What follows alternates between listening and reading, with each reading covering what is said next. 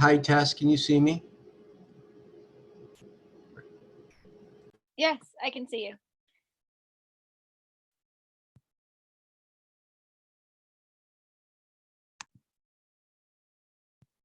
I just tend to stay muted unless I need to say something. Good evening, though. Hi, good evening. I'm the jerk, Don Wakaluk, that emailed you. I'm so sorry.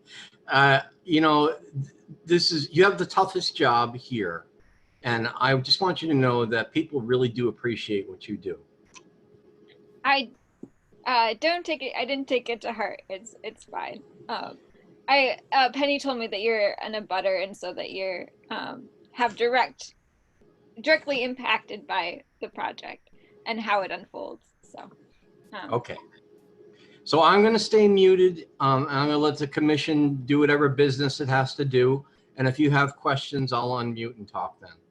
okay. Yeah. I'll make sure that at the beginning, I mean, if Penny doesn't notice that you're on, that she sees that you're here. Okay. Thanks.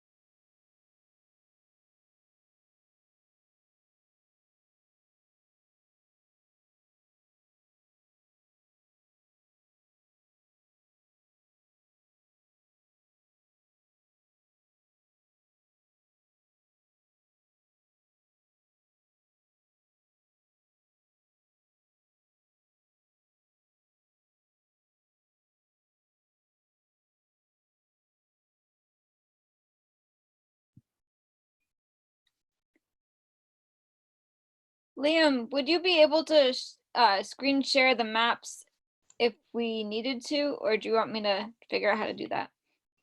The maps for the ANRAD hearings? Yeah, if I'm not sure, I forgot to talk with Penny about whether she'll want that to happen.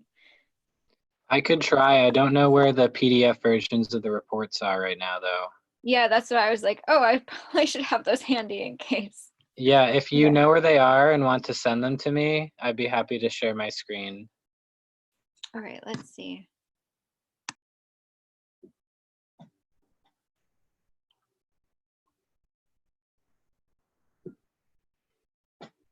Hi, everybody. Hi, Miriam. This is Miriam.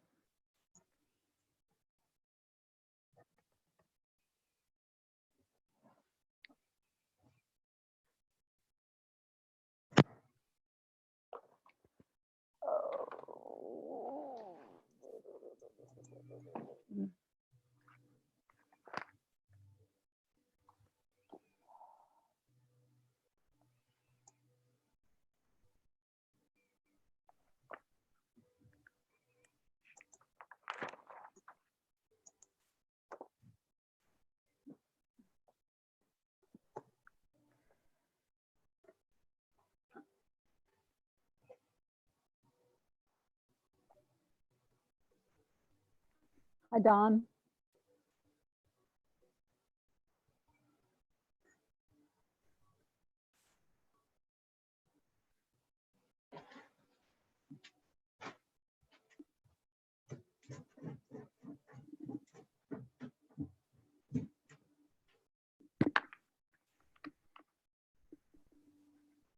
Can you guys hear me okay? Can you guys hear me? Hello? Tessa, can you hear me? No. Nobody can hear me.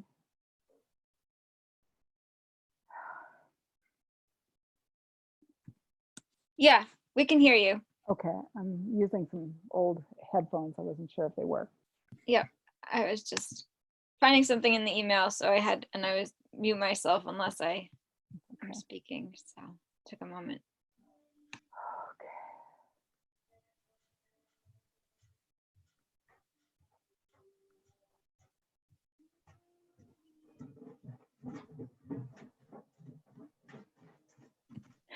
We have two initials of MD now on the commission, so I'm gonna have to change my notation strategy. Well, my middle initial is A, so you can just call me Mad.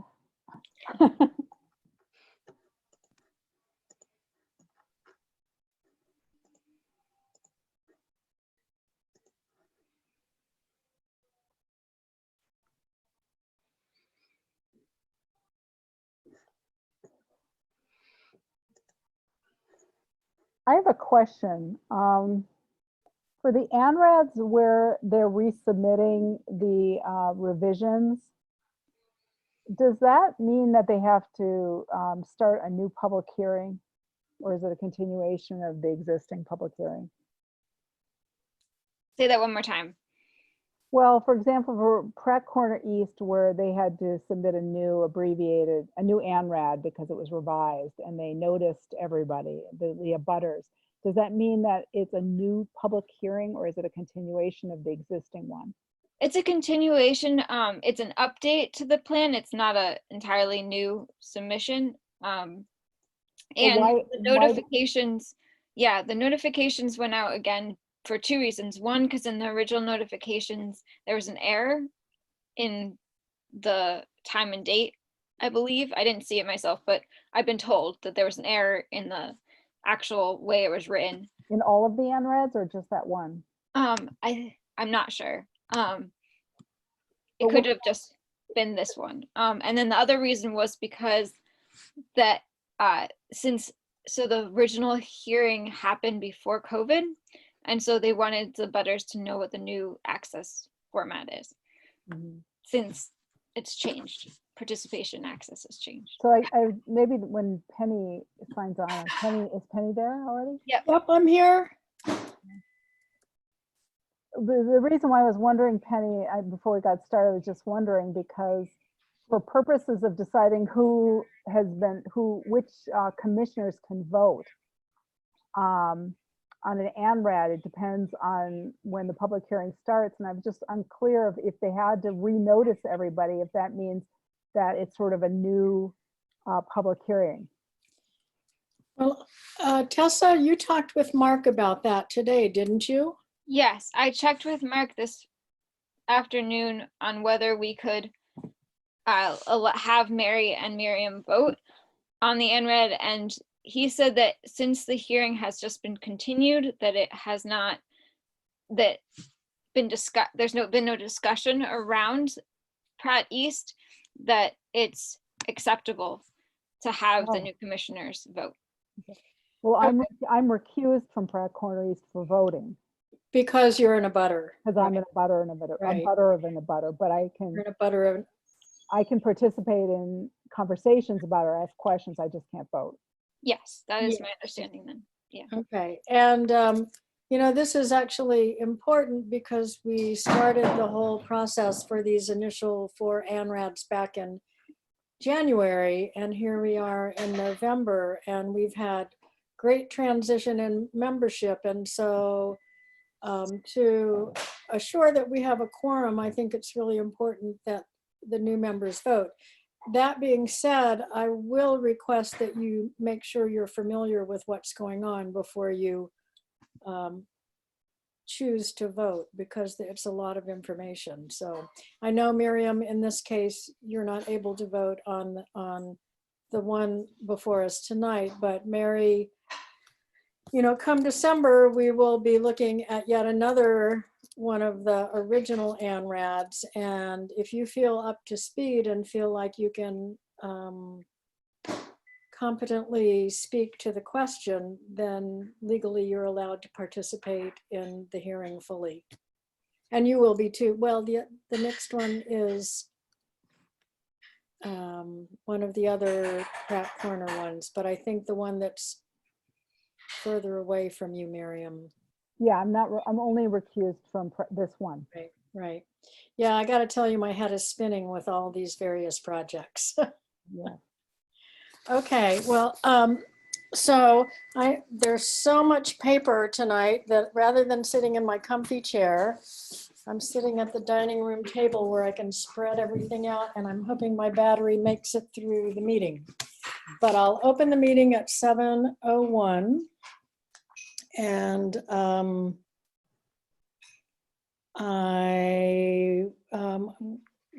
let's first consider our minutes from the 10/22 meeting.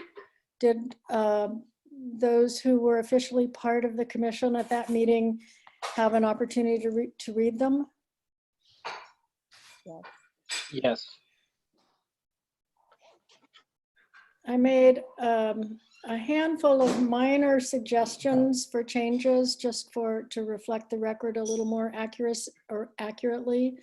And I passed those on to Tessa earlier today.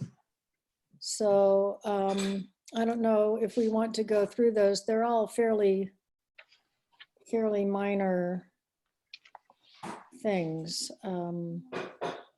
But I don't know if anyone else found an issue that they might want to raise. Not in particular. Okay. Well, if you're comfortable, can we accept the minutes as amended by, would you all like to see the changes before we incorporate them? I think if they're minor, I'm comfortable with accepting them as amended, just based on your notes to Tessa. Anyone else? I'm trying to find the minutes. I think Tessa sent them in the Okay, same yeah, I did. email that had the Zoom link. Oh, got it. Yep, I see 'em. So none of them were greatly significant. It just makes them a little more accurate.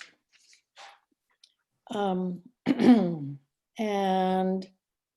so can I have a motion to accept the minutes as amended with minor edits? Yeah, sure. I move that we accept the minutes from the October 16th meeting as amended. Okay, I think it was the 22nd. Was it the 16th? That's what I'm seeing on the top of the sheet. So Okay, if you I press think the 20 Oh, I think it should be the working. 22nd. The 22nd, okay. Okay, so I guess There is that edit. with that amended as well. Okay. And next, I would like to welcome Mary David to the Conservation Commission. Mary joined us just last week, and Mary, you're completely official now, right? Yes. Great. Mary joined us on our site visit to the Old Orchard Road Conservation Monitoring visit for her first walk in the woods with us this week. So she got a good introduction to going out on a site visit. So I think there are a number of people here who are here for the ANRADs tonight, and because they're a key part of what we're going to be talking about, I would like to start this meeting with a statement similar to the one that I made back in. Penny, I know we have a lot to cover this meeting, but I do need a second for the minutes. Oh, sorry. And to read off the governor's restriction statement. Sorry, Tessa. That's okay. I've been swimming in Concom stuff all day and I'm drowning a little bit here. So do we have a second for the minutes? A Robin. second. Okay, thank you. Yes? Robin, you're muted, by the way. I did see her raise her hand, but Okay, Can you hear me now? we can hear you now. That's why you couldn't hear me saying it should be the 22nd, not the 6th. Oh, yeah, okay. So we'll quickly do a roll call vote to accept the minutes. We'll start with Cregan, Aye. Harrington, Aye. DeFont, Aye. and Mary, you have to skip this one because you weren't officially part of our meeting last time, and Jake's aye. And then Thank you. Tessa, would you like to read our standard statement? I would. Following the governor's restrictions on public meetings, this meeting is being held virtually using zoom.com for remote participation only. The public may access it following the instructions on this meeting's agenda posted on the town calendar. If, despite our best efforts, we are not able to provide real-time access, the public can request a recording of this meeting by contacting the town clerk. So I'm going to upend our agenda just a little bit, and I'm going to push some of our news items and updates and site visit follow-ups to the latter part of our meeting, since we have multiple hearings starting in a few minutes. And I'm just going to start by saying, for those who may not have been here back in January when we first started talking about ANRADs, which were new to the commission at that point, that tonight we're going to open public hearings for 2 new ANRADs, and we will open one which has been continued for a long time, since last January, and has since gone through the peer review process. And when we, just for the format of the meeting on these, I'm going to talk very briefly about the scope of the ANRADs. We'll do introductions of the people who are part of this. When it's time for the 2 new ANRADs, we'll allow the applicant to make a brief statement.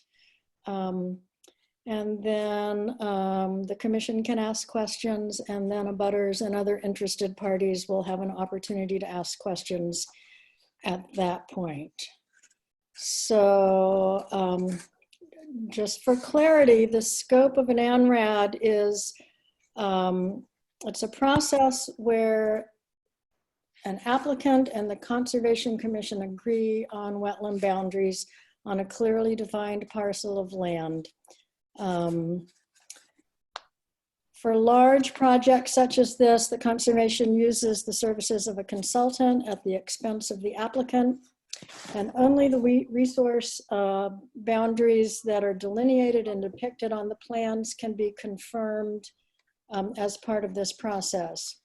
Once all the necessary information has been provided by the applicant, the public hearing will be closed, and an order of resource area delineation will be issued. And just as a final note, there is no project that has been presented with any of these ANRADs so far. So our public hearings will not discuss potential projects. There will be a time for that down the line when special permit applications go to the planning board and an actual project is before a town board, and you have an opportunity to look at that project and weigh in on the project.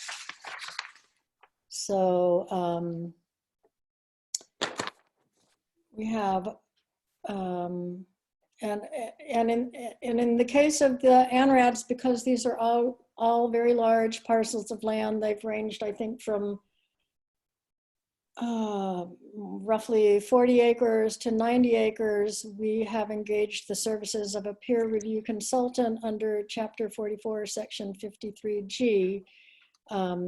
And our consultant that has been part of the process for the first 4 ANRADs is with us tonight, and she'll be weighing in a little bit later when we open the public hearing for Pratt Corner Road East. So with that being said, it is 7:10, so we will open the public hearing for the ANRAD at ZF-15, which is Leverett West. And Tessa, first I'm going to just check with you to make sure you have the filing fee and proof of abutters notices and the newspaper notice. Yes, Okay. those have been verified through email. Okay. And do you have a copy of the newspaper notice? Yes. Okay.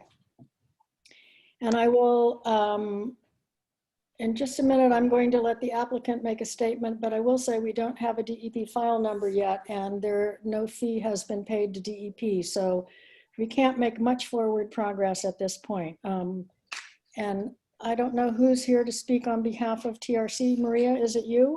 Yeah, it's just me. Would you like to make an opening statement about Leverett West? Sure. I also, with respect to DEP's payment, my understanding is it was mailed. They just must not have received it yet. Okay. But not having a file number doesn't prevent you from moving forward with peer review and other things. It just prevents you from actually issuing any kind of order for the project. Correct. So, but I just wanted to make sure that that is a holdup. We checked this afternoon for the file number and learned this. yeah. Nope, I'm following up on it, but it Okay. should get itself sorted out pretty soon. Okay, good. So I'm going to refer to this project as Leverett West. We are too. But for semantics, it's parcel ID map ZF parcel 15. And it's a very large parcel. It's an almost 300-acre parcel, but the actual site that we're focused on is only about 25 acres. And I was actually wondering, yeah, there it is. I wanted to share my screen with you so that I could actually show you where on the parcel it is. While you're doing that, I just have a general question. Is this part of the, do you know if this is part of the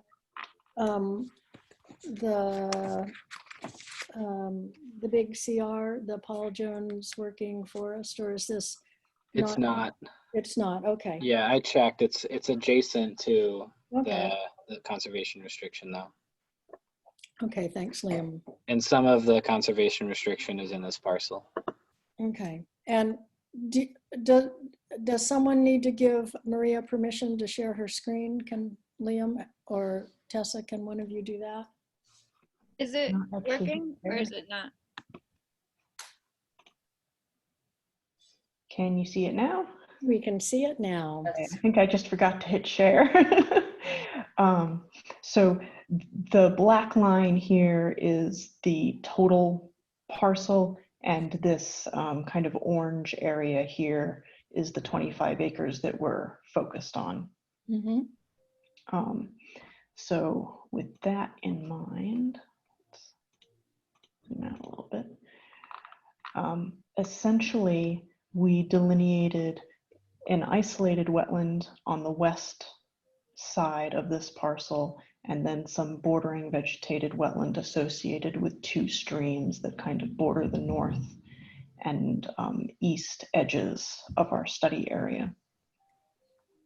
And so is your buffer zone that's shown there 200 feet or? So the stream on the north here is a perennial stream, so we have a 200-foot riverfront area off of that. The rest of the buffer that's shown around the wetlands and banks is the normal 100-foot buffer zone. Okay. And this delineation was done in early August this year, so during the normal growing season.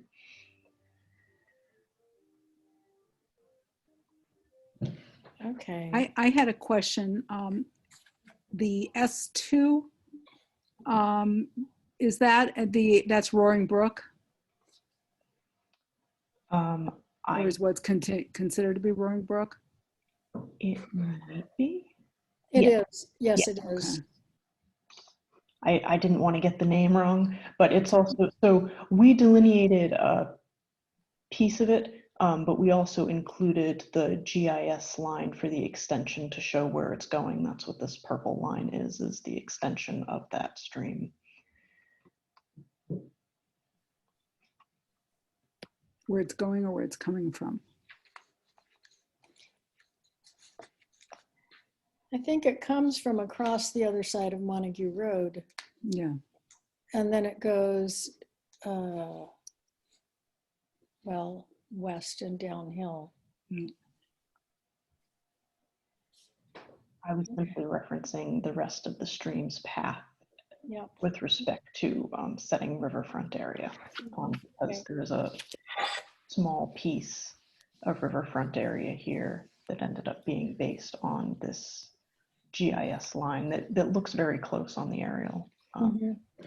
But I suspect that during the peer review, since it's all technically on the parcel, that we'll be asked to extend this line that we have here.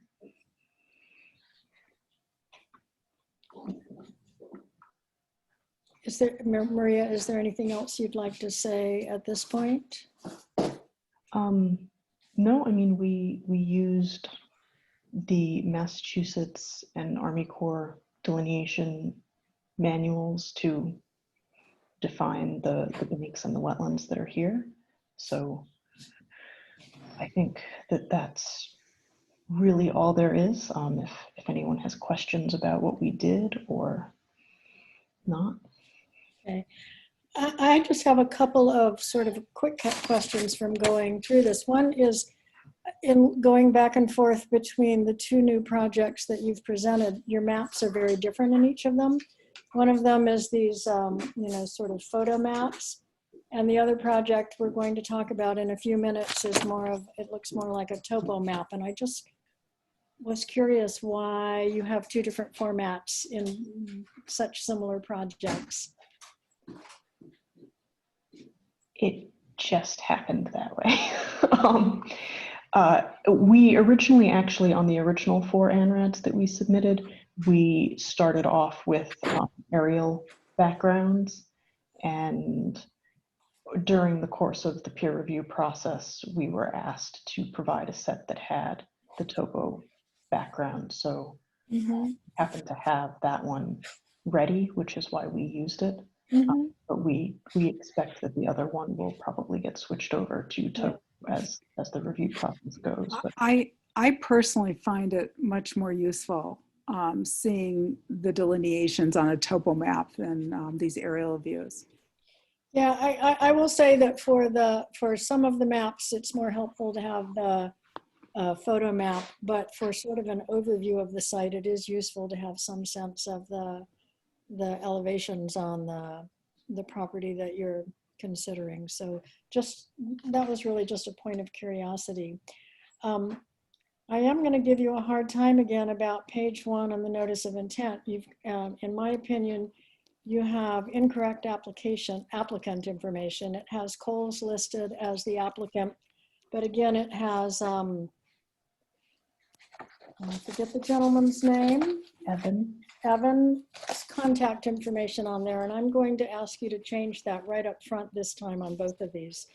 I feel like the ANRAD goes with the property, not with a project, and Evan is part of a project. He's not, I mean, if he's the applicant, excuse me, my phone is ringing.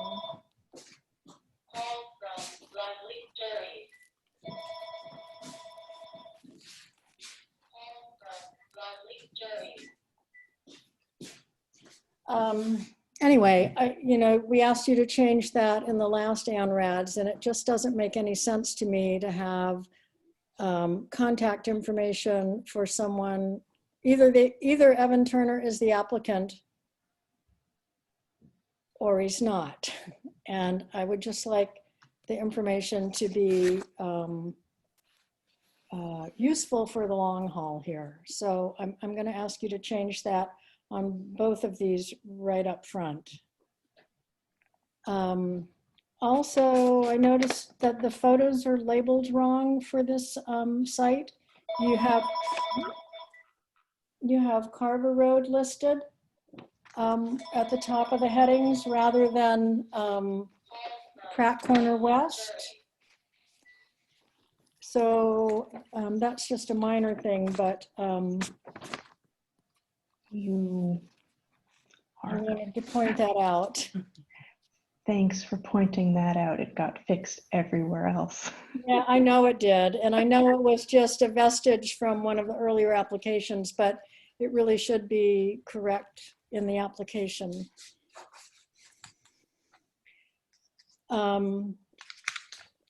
So I know you had asked for us to try and move forward with peer review. I didn't get a copy of the peer review proposal until today, and I forwarded out to the rest of the commission late this afternoon. So I'm not sure if commissioners have had a chance to look at Emily Stockman's proposal for the project.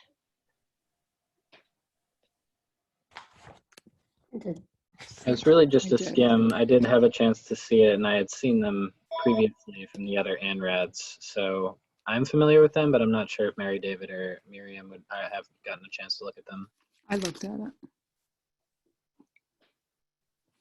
And Emily, I think you're there. I think I saw you on the list of people here.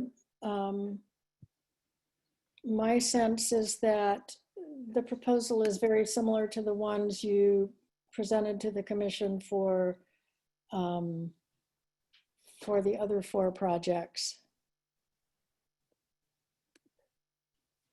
Hi, Penny. Yes, I am here. Just needed to unmute myself.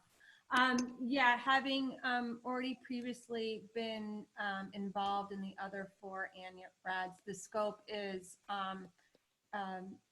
very similar for both this project and the next one on the agenda. We allotted a certain amount of field time based on the acreage associated with the various ANRADs. And since we had boots on the ground previously this season for the other filings, we feel that it's a pretty accurate estimation.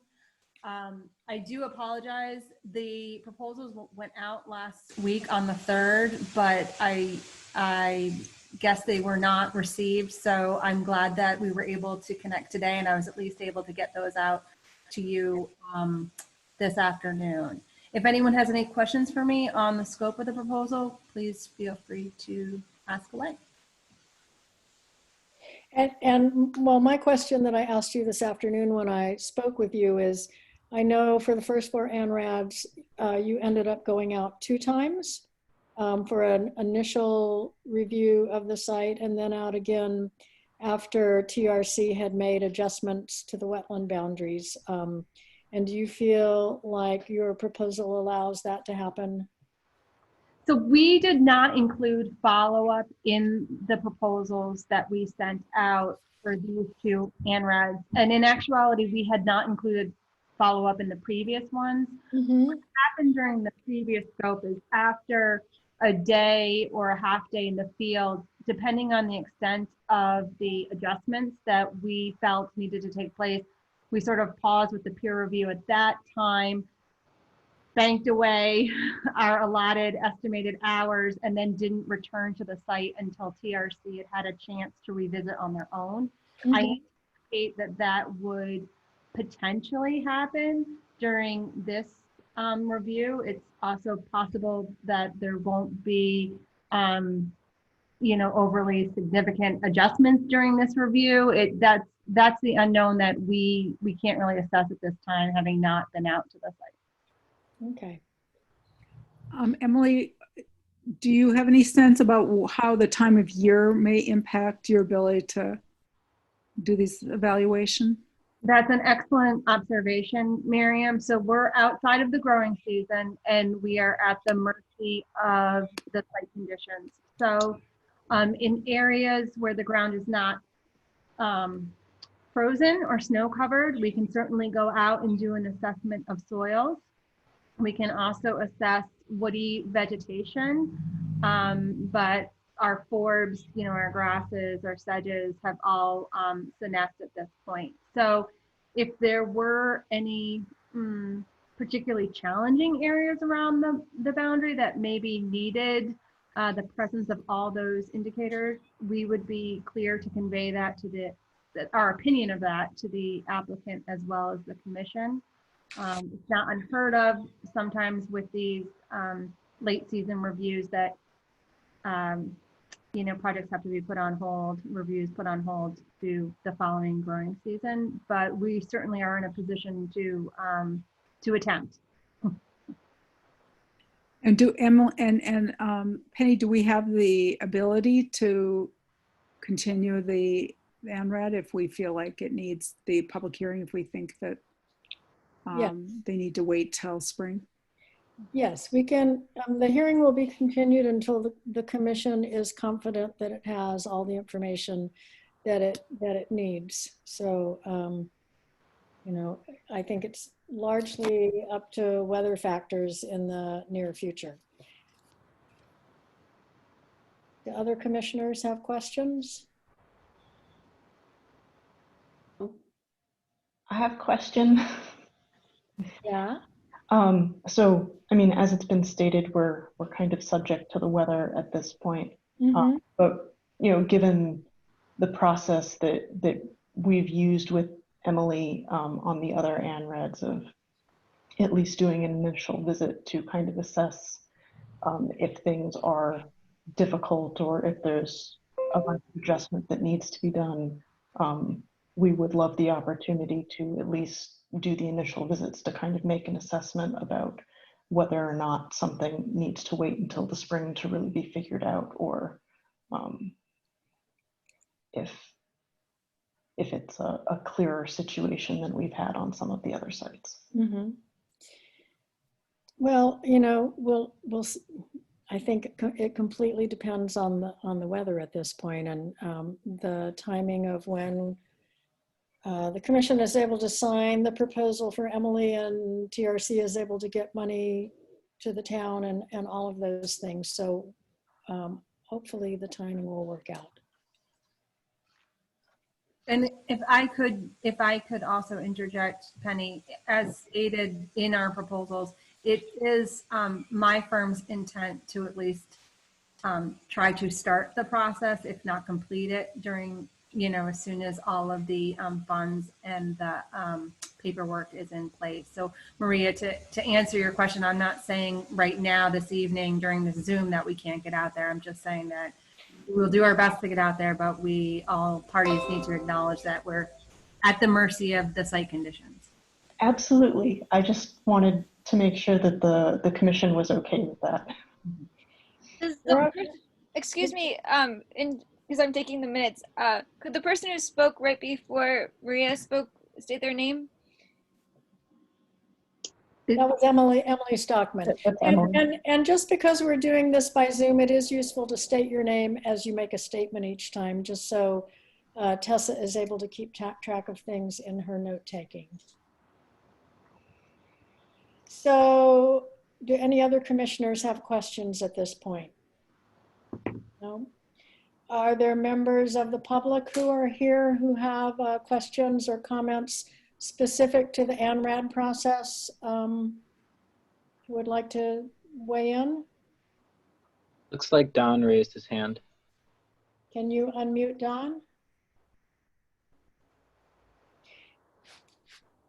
I can't. I think Tessa might be able to. Tessa?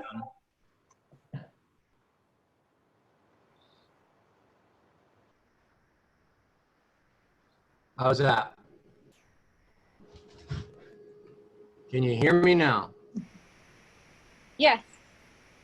So Don, Okay, can you- so my first, can you start by just Yeah. introducing yourself? hi, Don Wackluck, 215 Don Wackluck, 215 Leverett Road. Okay, do you have Okay. a comment or question? And I'm gonna So- say, we're behind schedule already, so I'm gonna limit you to a couple of minutes. You got it. Okay. So I've read the ANRAD. I view it as incomplete. I see a lot of mistakes. In particular, the wetlands that are portrayed lack the hydrologic connections that are underground that are easily available by GIS through the state. I also noticed that the soils, the hydric soils, are incorrect. I'm sure that you probably used Oliver, or from what I read in the ANRADs, you guys are using something that NRCS is putting out there. Everything you've used is incorrect. I know the site intimately. It's my backyard. This particular landowner was once, this particular landowner harvested this timber in the past in 2015 and removed a pond, as well as caused the siltation and removal of a stream, a connecting stream that would have shown up on your hydrologic connections. And so this area in the center of your diagram, center of your photograph, that looks mostly like upland, is actually filled with wetland connections. Well, we will. So certainly I mean, part of my question is, I guess, why the discrepancy between what I'm able to find easily with GIS and your diagram? So I'm not sure what layers in GIS you're looking at. We were clear about which layers we looked at, and we did not find, we actually found more wetland at this site than DEP had mapped. So I'm a little confused there, but we also, you know, you can have areas that might look or seem wet from a layman's perspective, but there is a specific. Well, first of all, I'd love to entertain the idea that I'm a layman, but actually I'm a certified soil scientist, worked for the NRCS, been on the Conservation Commission. Your information's incomplete. I emailed an exact copy of what I produced using GIS, no magic tricks. So Don, I think we'll leave it that we will provide the information that you sent to our peer review scientist. So that is considered as part of the review. Are you comfortable with that? Can you send it to us too, please, Penny? Sure, of course. Certainly, that's fine. So I'll ask Tessa to provide that information. I'm happy to do that. Thank you. Thank you. Okay, any other members of the public who would like to weigh in? I got a quick question, Penny, if you don't mind. Who is this? So Michael DeChiara, 56 Michael. Pratt. How are you? Good. Good. 56 Pratt Corner Road, Tessa. This is on Pratt Corner East. So should I came in at 7:30 when Tessa said. No, we're talking about Leverett Road. That's what I thought. So I'll just hold off on my question. Hold off on your question. Okay, cool. We're running behind, so you may have to hold a little while. Okay. Go ahead. Anyone else? Hello, yes. Jerry Strangman, 87 Leverett Road. Mm-hmm. What does this project consist of? What are you going to do? There is no project before the commission at this point.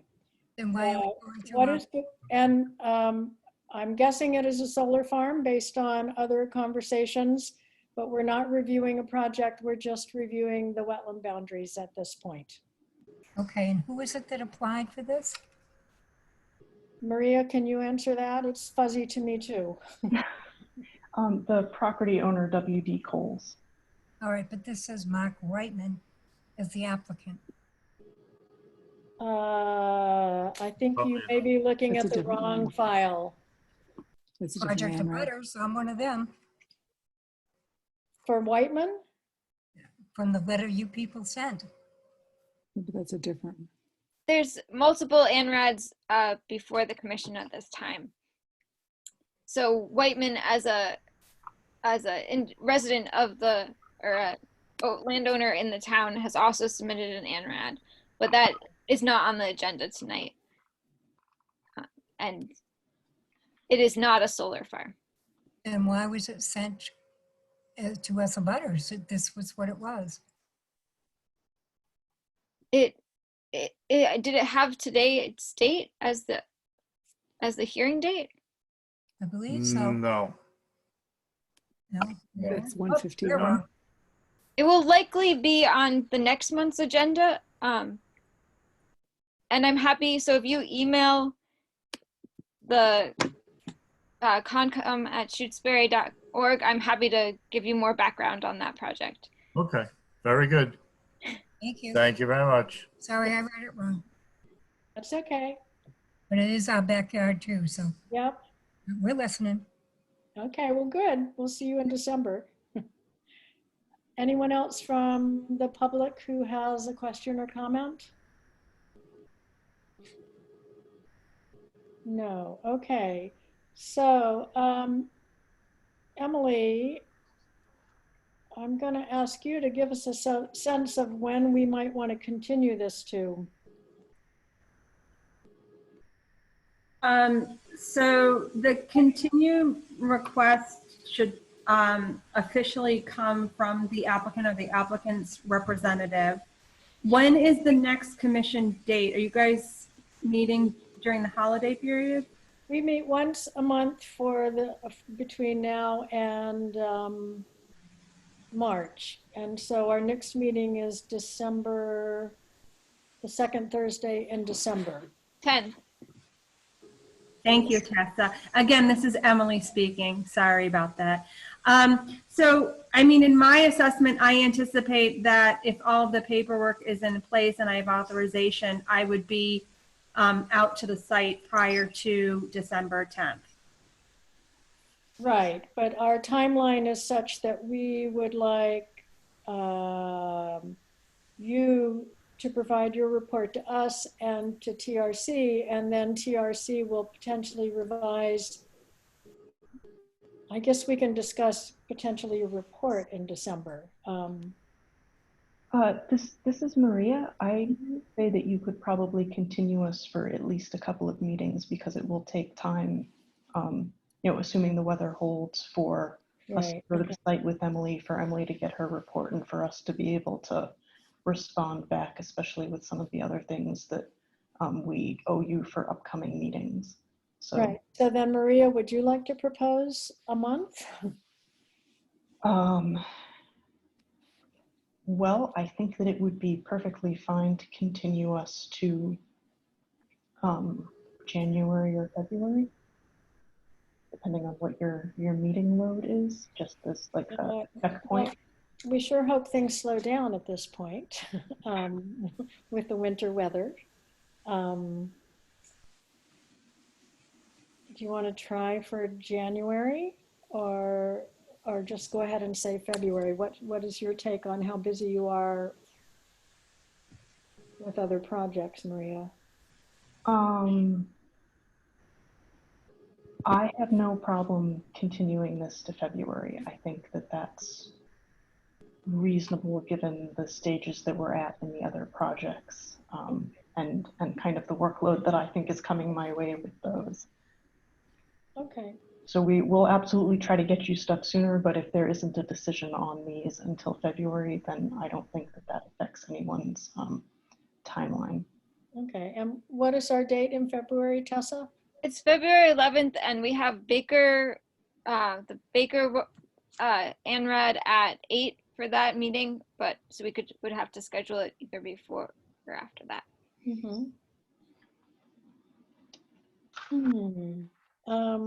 Well, how about if we say 7:30? That sounds good to me. Okay, so I'll make a motion that we continue the public hearing for the ANRAD at ZF-13, known as Leverett West, to February 11th at 7:30 p.m. This is Liam, and I second that. Thank you. Okay, so I'm going to quickly read a roll call. And everybody, whoops, gets to weigh in on this. So I'll start with Cregan. Aye. Harrington. Aye. DeFont. Aye. David. Aye.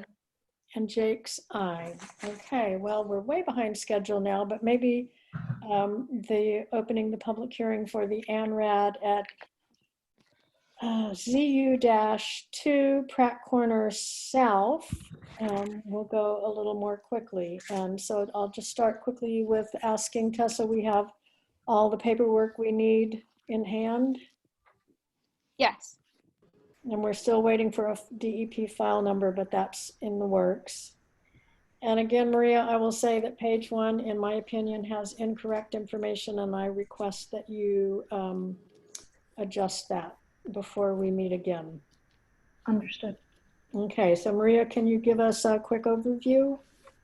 Yes, so this parcel, which we're referring to as Pratt South, otherwise known as map ZU Lot 2, is a total of about 140 acres, and we're looking at about 92 acres.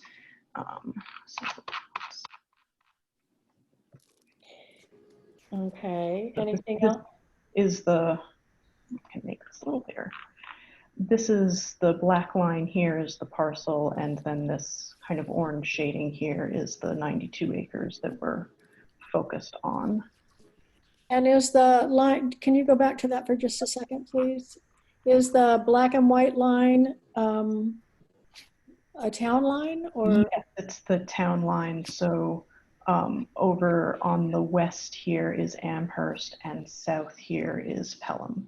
Okay, and does the acreage you're looking at continue into those towns? I'm just curious. No, our acreage that we're looking at is completely within Shutesbury, but the land immediately abutting it in Pelham is also owned by Coles. Okay, thank you.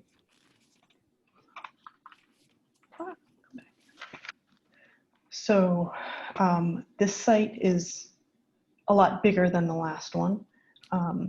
And we found multiple wetlands and streams at this site. All of the streams that we found at this site are intermittent, so we only have 100-foot buffer zones shown.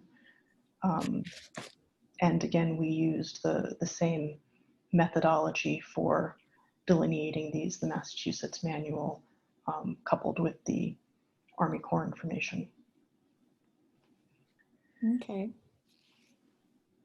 So I would just say, for my personal information as a volunteer on the Conservation Commission who knows a fair amount, but not everything, I had to look up what a PFO and a PEM and a PSS and an MJR were. And it would be nice to just have a legend on your map that explains that for those of us who don't know as much as you do. Okay. I will just make that note for the future. Well, so the I found it in the text, but I had to do it's some in digging. the text. The MJR, so I think we ended up adding this as an update to other plans, but the Blue labels are the stream names as we reference them in the report. The green labels are the wetland names. And then just for everyone that's on the call, the PSS and PEM and PFO, those are different types of wetlands depending on what the dominant cover type is, whether they're a shrub wetland or a forested wetland or an emergent wetland. So that's what those are. But we'll get a note added onto the plans that have definitions for you. Could we also get maps with the overlay of topography? Yes. And maybe legends on those?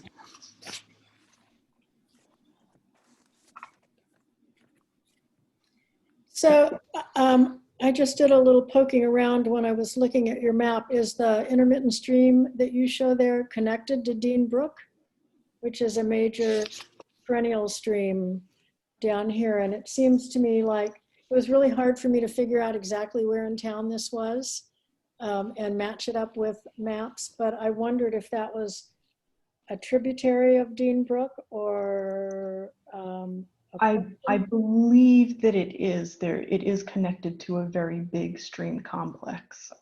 It doesn't really show that here. It is. It does flow into Dean Brook, which feeds into Atkins Reservoir. And this is kind of at the Pratt Corner Junction. There, if you look at the road map, there's that little triangle with Cross Road, and it's just east of there on Pratt Corner Road. So, yeah.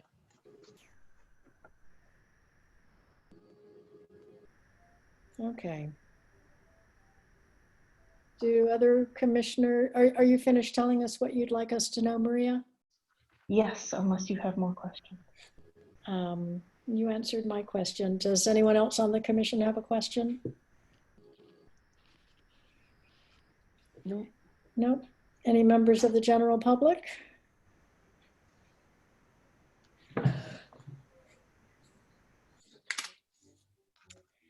Okay, so, and I know Emily has provided a proposal for this very large site as well,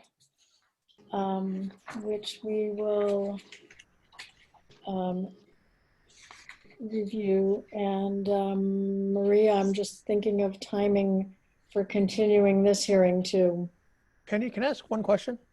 Who is this? This is Michael. Thank you, Yara. Hi, Michael, sure. Sure. It's related to what I was going to ask later, but based on what Liam said and you said it, I think it's maybe pertinent. You know, what I noticed in at least the one with Pratt Corner East that I looked at more closely is that the images are all very zoomed in, so you don't have context. And then I found it laughable. There was sort of a dot that placed the thing in the context of the state. But why couldn't all of these things have some map that places the projects in the context of the town? They do. They all have a site map in there. Not in the one that I saw for mine, and it sounds like there was guesswork from what Liam was saying about where these are. No, I was asking him. Maria, and you can correct me if I'm wrong, but I'm fairly certain that there are locus maps for all of these sites. Yes, this is Maria. Penny's correct. There are locus maps for all of the sites. And so, in fact, if you go they back, were part of the original submission. So if you were only looking at the new submission that was the new figures, then they would not have been in there. But That's what I was looking at. Okay, that explains it then. Thank you. So Maria, can you just go back one, like to slide 31 in your presentation? So all of the ANRADs have a map like this where it helps you figure out where in town it is. This one was just kind of hard for me to get, but I get it now. It's a really busy one. Yeah, a lot going on there. Isn't there supposed to be a wood road on this tract that had a funny name, an old road or an old way? There's a wood road. I think it's east of the parcel on the Amherst watershed land. It might cross. I think it might cross some of this parcel too. It's called Fales Road or Phases Road. How do you spell that? F-A-Z-E-S or F-A-L-E-S. And I think if you can see in the power line cut just north of the parcel, there's that gravel. It's just a gray section. Mhm. The road goes right up to that gray section of gravel. So I think it probably does cross into the parcel. So it's FALES? Yes. And now that, and yeah, I spent some time out in this area trail running, and I saw the delineation flags along the road there. So that was before we got the application. I noticed the flags. So yeah, that road does run through here. And this is part of the Amherst, the Atkins watershed, right? It Yes, is. I believe they were noticed as part of tonight's hearing. Do they have any, is there any requirement that they, voice anything or certify anything for an ANRAD? Or is it all in our hands for conditions?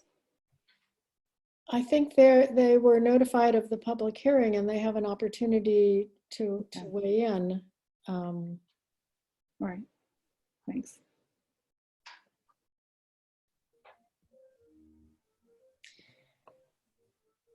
So any other questions from the general public?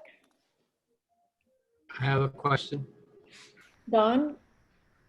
Again, I don't see hydrologic connections here.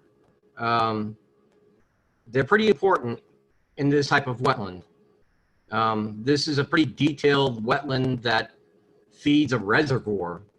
And again, without the hydrologic connections, you end up looking at a diagram or an aerial photo that looks mostly like upland. It kind of lacks the detail that it should have. Well, there are many other maps within the. I haven't seen that map. I haven't seen that on the other maps. Okay. Have you provided something to the commission similar as for the other ANRAD? I've only reviewed the one ANRAD and given my comments about the one ANRAD. I don't see this as my job to sort of be a sheriff in this situation. I was just going to ask that if you had, that they send those to us so we could see them. You're certainly not obligated to do that. They're readily available through MassGIS. And they're actually included in Oliver as well.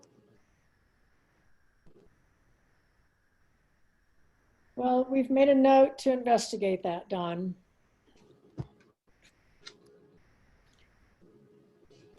So can I have a, Maria, from you, timeline for when you want to continue this to?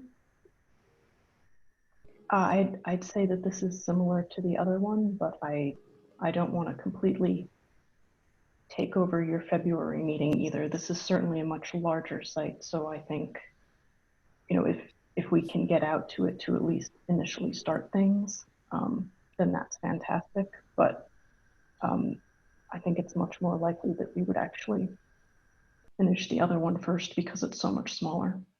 Well, I would like to propose that we do this in March then, because we already have one of the other ANRADs that's pushed to February. And okay. So Tessa. March 11th. I just looked it up. Okay, can we say 8 o'clock? We don't have anything else on the 11th, do we, at this point? No, not that I'm aware of. Well, let's say 8 o'clock, just in case things get moved. It's easier for us if this is the last thing on our agenda, if there's a potential that it might get continued. So I'll make a motion that we continue the public hearing for ANRAD at ZU-2 Pratt Corner South to March 11th at 8 p.m. May I have a second, please? Robin Harrington, second. Okay, so I'll do a roll call. Cregan? Aye. Harrington? Aye. Defont? Aye. David? Aye. Jake's aye. Okay, so I'm guessing I don't see the time, but are we running late already? I'm guessing we are. So we will now open the public hearing for the ANRAD at ZG-2, the Pratt Corner Road East project. And I'm gonna just quickly start by recapping the timeline on this because I imagine some people are here for this tonight, and it would be nice to have a refresher. So back on January 9th of 2020, we opened the public hearing for this and 3 other ANRADs on Coles owned property. And again, TRC did the delineations for the wetlands. We hired Emily Stockman as our peer reviewer for these projects. And then we had to wait for winter to abate to do the field work. So the site visit, the first site visit by our peer reviewer on this site was done on May 6th.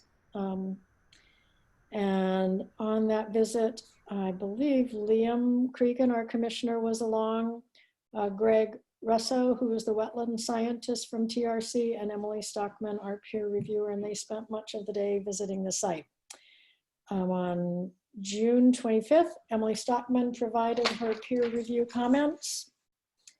Subsequent to that, TRC revised the original wetland boundaries and they were expanded.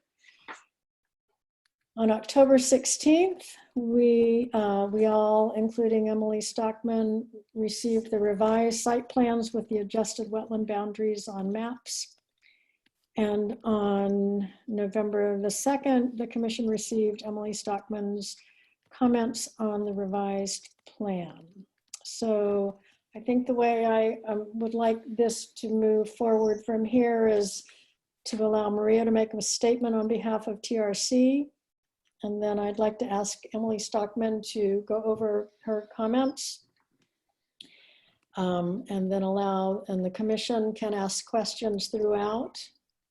And then we will ask for questions from the public. So Maria, would you like to give us an update? Sure. So Maria, the figure that I have that I'm sharing right now is a figure that was requested because of how much the wetlands changed on site.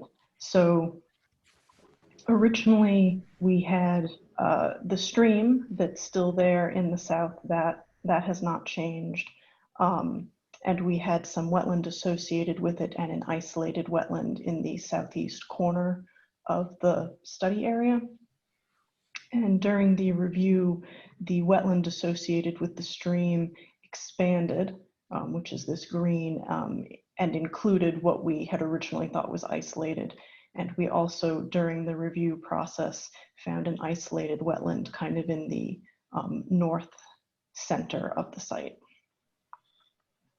So that's the wetland change, to kind of explain what happened during that process. And I was a little confused. This is Penny speaking. When I looked at this initially, I was reading back through Emily Stockman's comments on this, and I was trying to figure out wetland GR1, wetland GR2, and a connection in there. But as I understand it, because you found a connection between the original wetland GR1 and wetland GR2, wetland GR2 is now this isolated wetland in the north central part. Right. Very confusing for me to figure out.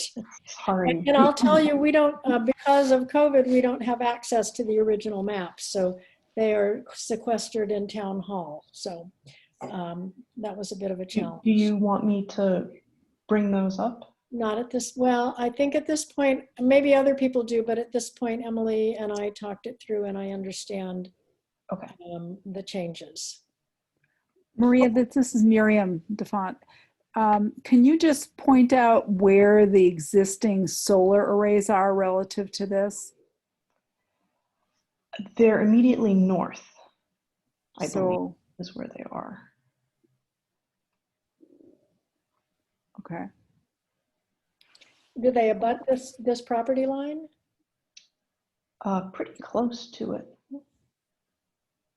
If you were to go on Google and look at the aerial that Google has, you'll see the solar array, and it's from what I saw recently on a kind of in progress design plan. I think the existing arrays come pretty close to this northern boundary.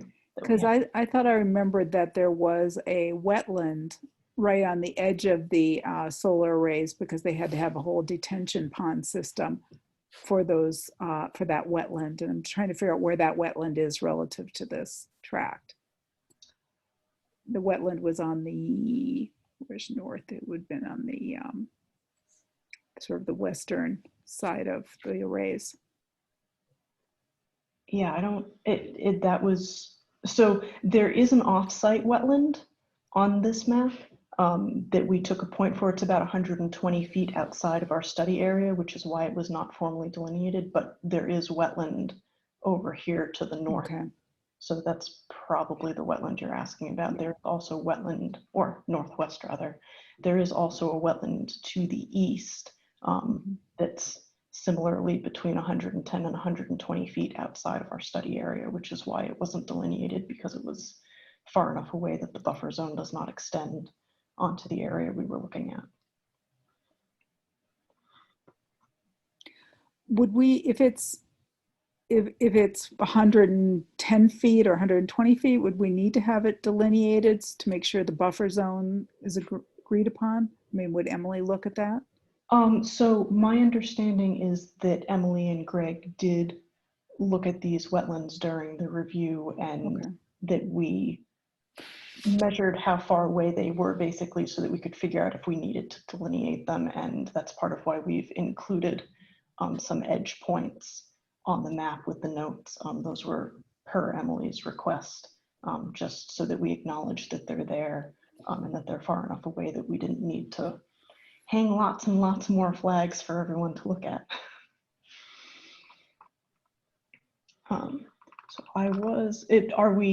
Is everyone good with the wetland change figure? Because I was going to bring up the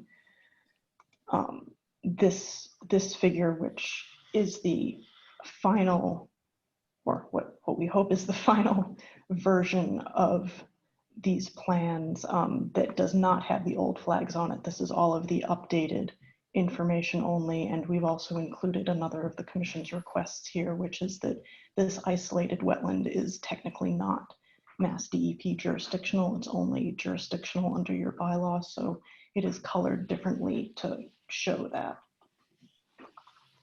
But otherwise, this map is very similar to the one that I just had up. It has a few more notes about which dates we were on site, both TRC and the site visits with Emily.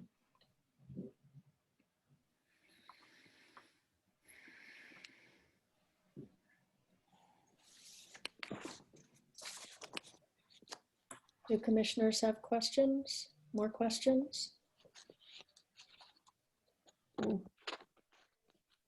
No. Okay. So Emily, are you prepared to help us go through your comments?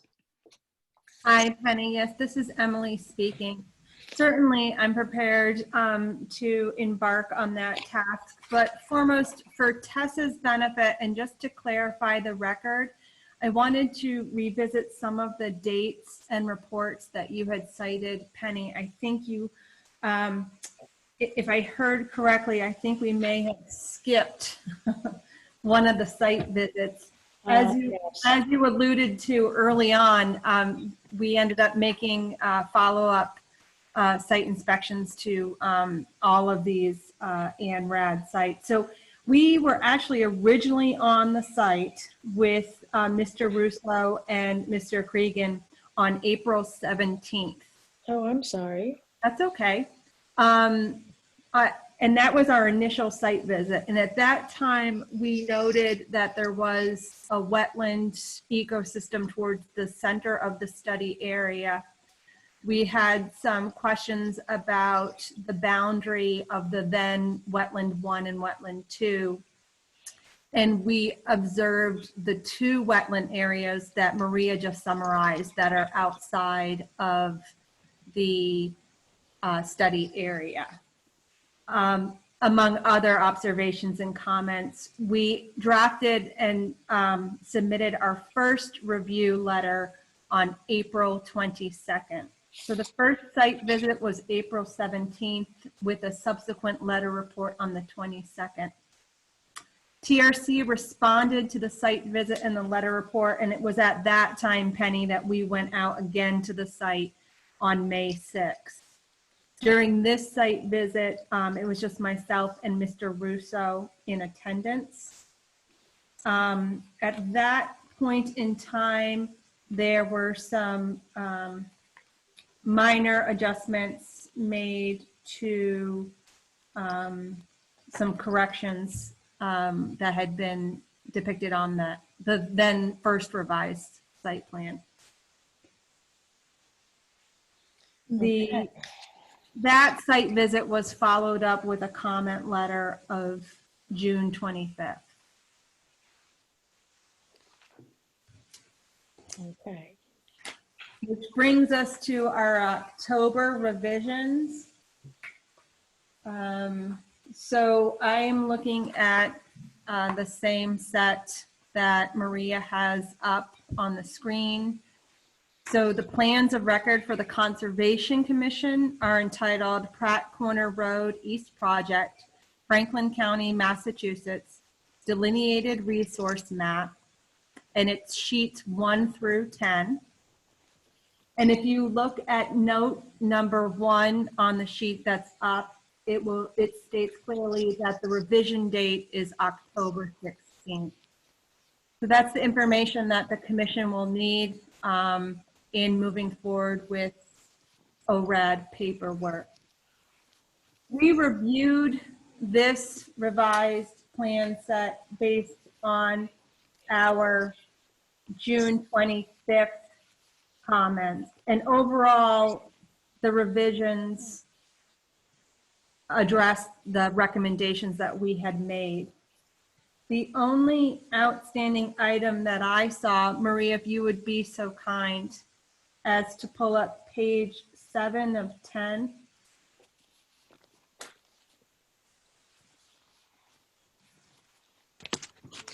And if you would be so kind as to zoom into my tired old eyes. Which place do you want me to go to? If you could go to the wetland WGR1 in the vicinity of flag 4.6.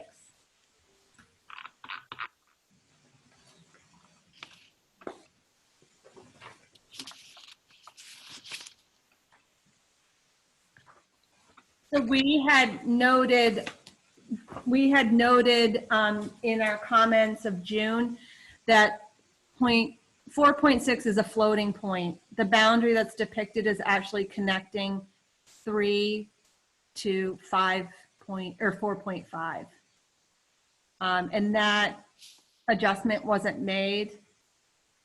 It's minor. Essentially, the depicted plan is putting the boundary outward, but because it's a hanging flag, the commission likely wouldn't include that in an approval. So I'm going to pause there to let everybody digest that and ask me questions. What do you mean by hanging flag? So if you look at that point, so the whole wetland is shaded in green, but the wetland boundary is a bright green. Mm-hmm. And the boundary didn't tie into that flag. The flag is shown interior, so it actually connects 3 to 4.5. Right. So the darker green line should go from flag 4.6 to flag 3 to flag 2? I think that we could do that, or the recommendation is, because flag 4.6 is so close to flag 3, to just delete flag 4.6. You could just not approve. The commission could choose to approve the boundary omitting flag 4.6. mean, it's a more conservative line to have 3 go directly to 4.5, so it's It probably makes the more wetland favorable safer. to the commission that way anyway. Okay, so let me just make sure we have this written down.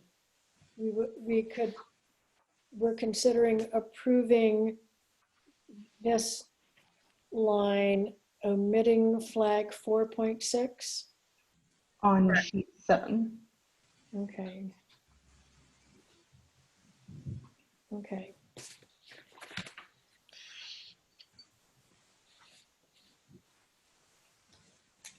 Does anyone on the commission have a question about that? No, seems to make sense. Okay. This is Tessa. I don't have a vote, but I did notice in the comments it was about how the numbering system is a little complicated. And that was not addressed in the updated plan. So I just didn't know if the commission had any concerns about the numbering system. Yeah, are you speaking in reference to review comment 2, Tessa? I believe so. Because that was really my only question is the status of the numbering in the field, and if things might need to be renumbered, just given Emily's comment that review in the field is challenging right now because sections of the revised flagging aren't consecutively numbered.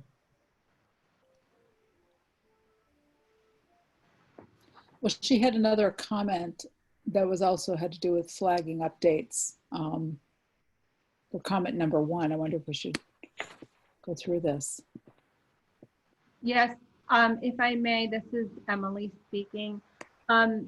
So in regards to the latest rounds of review, my email of November 2nd, I had requested or suggested that the commission review specific comments that were simply comments, not action items for plan revision. And Miriam and Liam and Tessa, you just brought up 2 of my recommended comments, which was number 1 and number 2. This was a lengthy review process, and there were, I think it's safe to say, some significant changes on the site, which resulted in adding flagging. Well, I am comfortable with approving the flags in the field as well as the flags as depicted on the plans. I acknowledge that it's very confusing to go out into the field if you don't have this plan in hand. How would you know that 4.1 is going to connect to 4.5 and then connect to 3? That would just be challenging.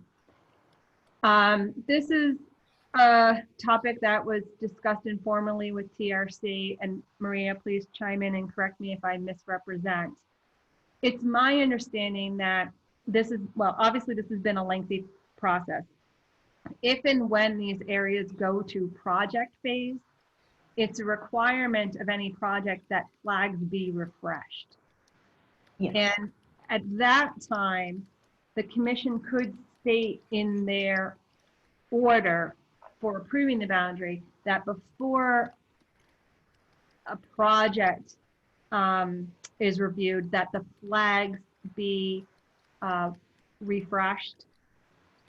And you could at that time seek a different labeling as long as the flag locations do not move.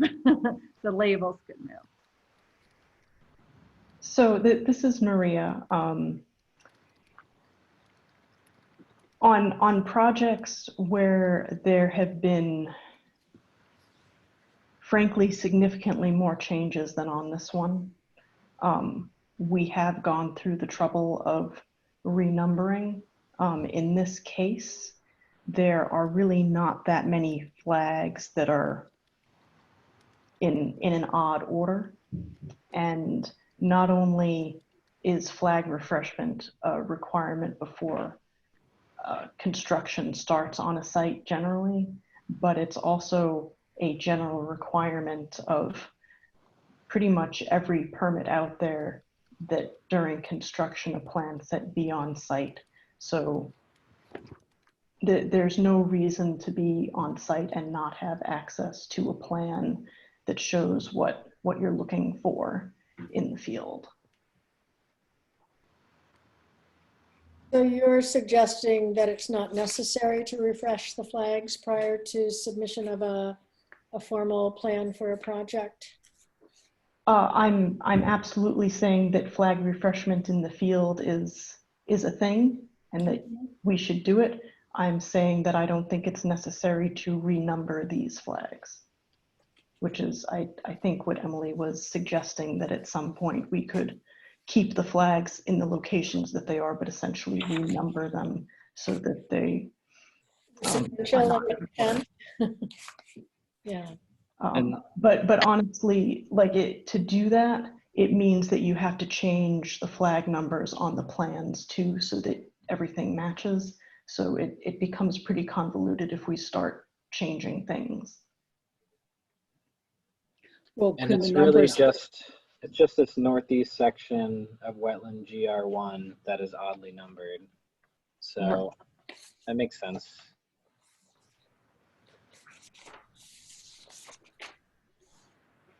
So this is Emily speaking. So I agree with the comments of Maria and Liam that non-sequential flags for this particular site are not tremendous in number. But I would ask the commission to hold that comment in their hearts as we move on to the other sites that we'll be reviewing, because we do have some ANRAD revisions where the flagging, I'm thinking mostly of Baker Road, gets a little dizzying. So again, the commission has the authority to review each site and each ANRAD on its own merit. Just because you make one ruling on this site doesn't mean that it would be perhaps apropos for the others. I have a question, because it's not just what we are, our conversation about wetlands, but the flagging numbering, if there's an NOI submitted, it's going to go to the planning board as well for a special permit with that flagging. So now we're talking about two boards that are, it just sounds like a lot of people who could potentially get confused if the numbers aren't sequential. So this is Maria, and I completely hear you on that. They would be receiving the numbers that are here with the line connections that are here. So the plans will clearly show what is connected to what. It's just that when you're in the field, if you're looking for a flag, if you're not looking at the plan, you might be at flag 3 and not be sure which flag you're looking for next, if you don't have a plan with you. But really, nobody should be going onto a site without a plan. And when you move to construction, it's a very typical requirement to have a full plan set and permits on site. I guess I'm just thinking in terms of having conversations about a map, it just gets kind of confusing when you're saying, 3 to 4.5 to 4.1 to 4.4. Yeah, that one is odd. Yeah. But I mean, as long as what's on the plan matches what's in the field, that is generally accepted. And I completely agree with Emily that there are other sites where there were many more changes to the wetlands than happened at this site and resulted in some very odd numbering that, will probably is much more significant than what's here at this particular site. Okay. That said, if we were going to renumber things, we would want to renumber them to avoid confusion, before any more permits were submitted, so that future permits and plans all had the same set of numbers. And when we do the flag refreshment, we would refresh to those numbers. It is generally less confusing at this point to not change numbers for a situation that's really, we're talking about 3 flags that are in a very odd order here. Otherwise, the rest of the site is pretty consistent. Is it typical when new flags are added to have them added in sort of a random order like this? It has not been my, this is Emily speaking. It has not been my experience that that is typical at all. Because it is, I mean, it is kind of wonky to go from 3 to 4.6 to 4.5 to 4.1. And that's all I can see here. And then there's a 4 on the other side of this wetland. So, you know, I don't see enough of these to know what the norm is, but it does seem odd. I'm wondering if the flags ended up being in an odd order because, you know, Greg Russo made some big changes after the initial review with Emily, and then he and Emily made some additional adjustments. And I'm wondering, because I wasn't there, if maybe flag 4.1 was added, and then as the review continued, it became apparent that they needed some more. I don't know if that's the order that it went in. It's not typical for things to be out of order like that. I'm not honestly sure why that happened, because the rest of the flags are in a somewhat logical order. Yep. Okay, well, does anyone else have a comment on that? On that particular review comment? And Emily, I know you had referred us to also look at peer review comments 10, 11, and 12. Can you walk us through those, please? Oh, sure. So this is Emily speaking. So this is actually the first public hearing that I've attended during this process. And it is my understanding that through the process, there were some hearings where perhaps Maria or someone else from TRC was present to provide updates. So it's possible that the commission has already discussed these, and I apologize. This is Penny to interrupt. We have not. We have, we have just continued. Okay. Continued and continued. So this is the first time we've actively discussed this site since January. Excellent. Thank you, Penny. I appreciate that. So comment number 10 of, I think is actually a repeat comment from our original letter. So I think this appeared in both April and May. And it's just to make sure that the commission is aware that the delineation report states that it was handheld GPS data that was post-processed for sub-meter accuracy to prepare these maps. So oftentimes, the commission is probably familiar with the fact that when you see notices of intent or RDAs, often the site plans have been drafted through a professional land surveyor. So they've gone out there and cited the flags per those means and methods. The world is changing, GPS technology is changing, and in recent years, on a federal level, it became more acceptable to allow for wetland delineators to use GPS to locate their flags. I like to bring it to the attention of Concoms when I'm doing a peer review, because it has been my professional experience that while these machines have the ability for a sub-meter accuracy, there can be issues with post-processing and or user errors that result in inaccuracies on the mapping. So I like to make sure that the commissions are aware of that. In this case, and I apologize, I can't point to it right now, but I do believe that TRC did provide a response to that with some additional documentation on their post-processing and their confidence level in the accuracy. Maria, could you speak to that? Yes, so this is Maria. Honestly, I don't remember if we provided anything in writing on this, but it is something we've definitely discussed it at various stages with lots of commissions. And the equipment that we're using actually gives us the accuracy in real time while we're in the field, which is something that the Trimble devices that I used years ago did not really provide. So we actually, when we're collecting these points, we have the ability to know how close, or the standard deviation between these satellites that are reading our position. So when you're looking for sub-meter accuracy, you're looking for a standard deviation of less than a meter. And typically we're able to get down to less than a foot. It just means that in a forested place like this, you have to wait longer for the satellites to find and triangulate you to get down to that accuracy. But because we can see it in real time, we can do that.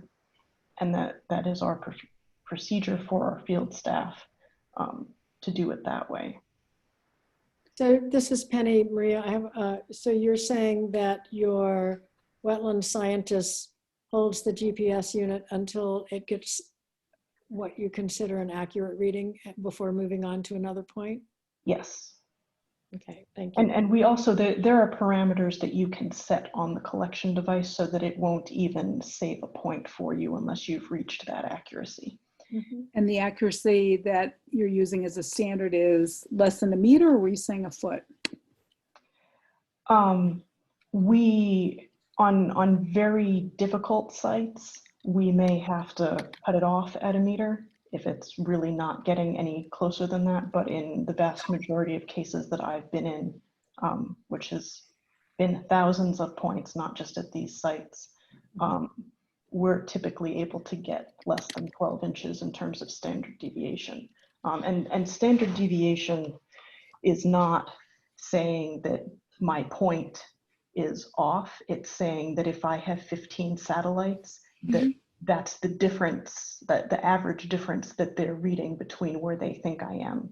So you can, standard deviations are usually for these things, especially when you're getting down to less than a foot of standard deviation, it means that the satellites pretty much all agree on where you are. If you have a larger deviation than that, you could have 14 of those 15 satellites that are all in agreement, and you could have one satellite that's just not finding you in the same place for some reason. And that's why it would give you a larger standard deviation, because there's an outlier and you can't see that in the field. That's not something that you can see, but that's essentially what a larger standard deviation means. It means that there's one or more satellite that doesn't agree, but we do have a minimum number of satellites that we look to be connected to, and we do have a minimum or a maximum deviation threshold that we look for in terms of saving a point.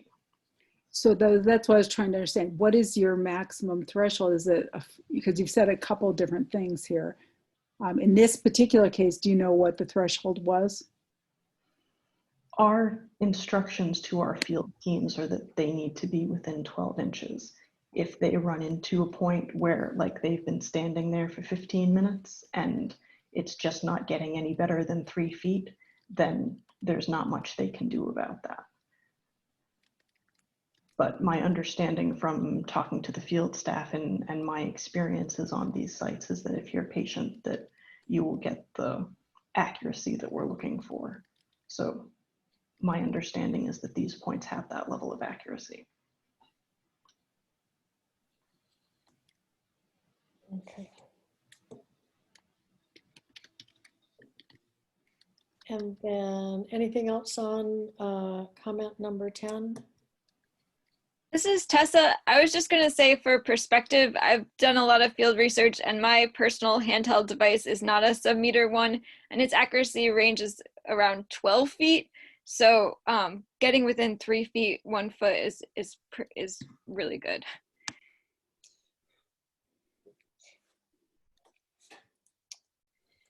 Okay, Emily, would you like to take on comment 11?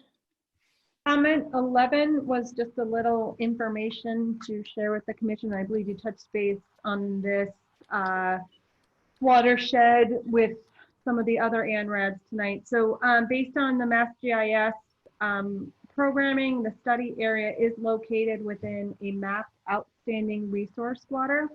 More specifically, the area is mapped as a public water supply watershed associated with Atkins Reservoir. And that's just some information for the commission to be aware of, particularly as if this area goes on to a project phase. It's not one of our 5 inland resource areas, but it certainly can come into play depending on what happens and where on the study area. So I just wanted to bring that to your attention. Okay. Okay, thank you. Any questions about that? And on to comment number 12. Comment number 12 is an interesting one from a procedural standpoint. As delineators, we are charged to follow state and/or federal delineating methodology, and part of that process is the collection of data in transect across a wetland boundary to justify the placement of our flagging. We look at the soils, the hydrology, and the vegetation. And depending on the wetland type and the size of the project area, we may complete either Massachusetts BVW field delineation data forms, or the Commonwealth will accept the use of the Army Corps of Engineers data forms. During the revision process, I noted that the revised plans had depicted new data points. So the delineator who was out there, Mr. Russo, while he was making boundary adjustments, particularly I think with the isolated wetland, he had collected data, but those new forms were not submitted to the commission for review. So Maria, can you address that? Yes, so this is Maria. And if you want us to provide those forms to you just for your records, you can have them. I can get those. In a case like this, part of why we weren't necessarily, you're not necessarily required to take that kind of information when you're doing adjustments, especially when you're going through a peer review process and you have another consultant and you're in the field and you all agree on where the flags are, then there's not really necessarily a reason to have that extra paperwork to look through. Because at the end of the day, what we're approving here is the set of plans and where the flags are, and not actually all of the other documentation that went with it. The other documentation is all submitted to support this is why we think this is where things are.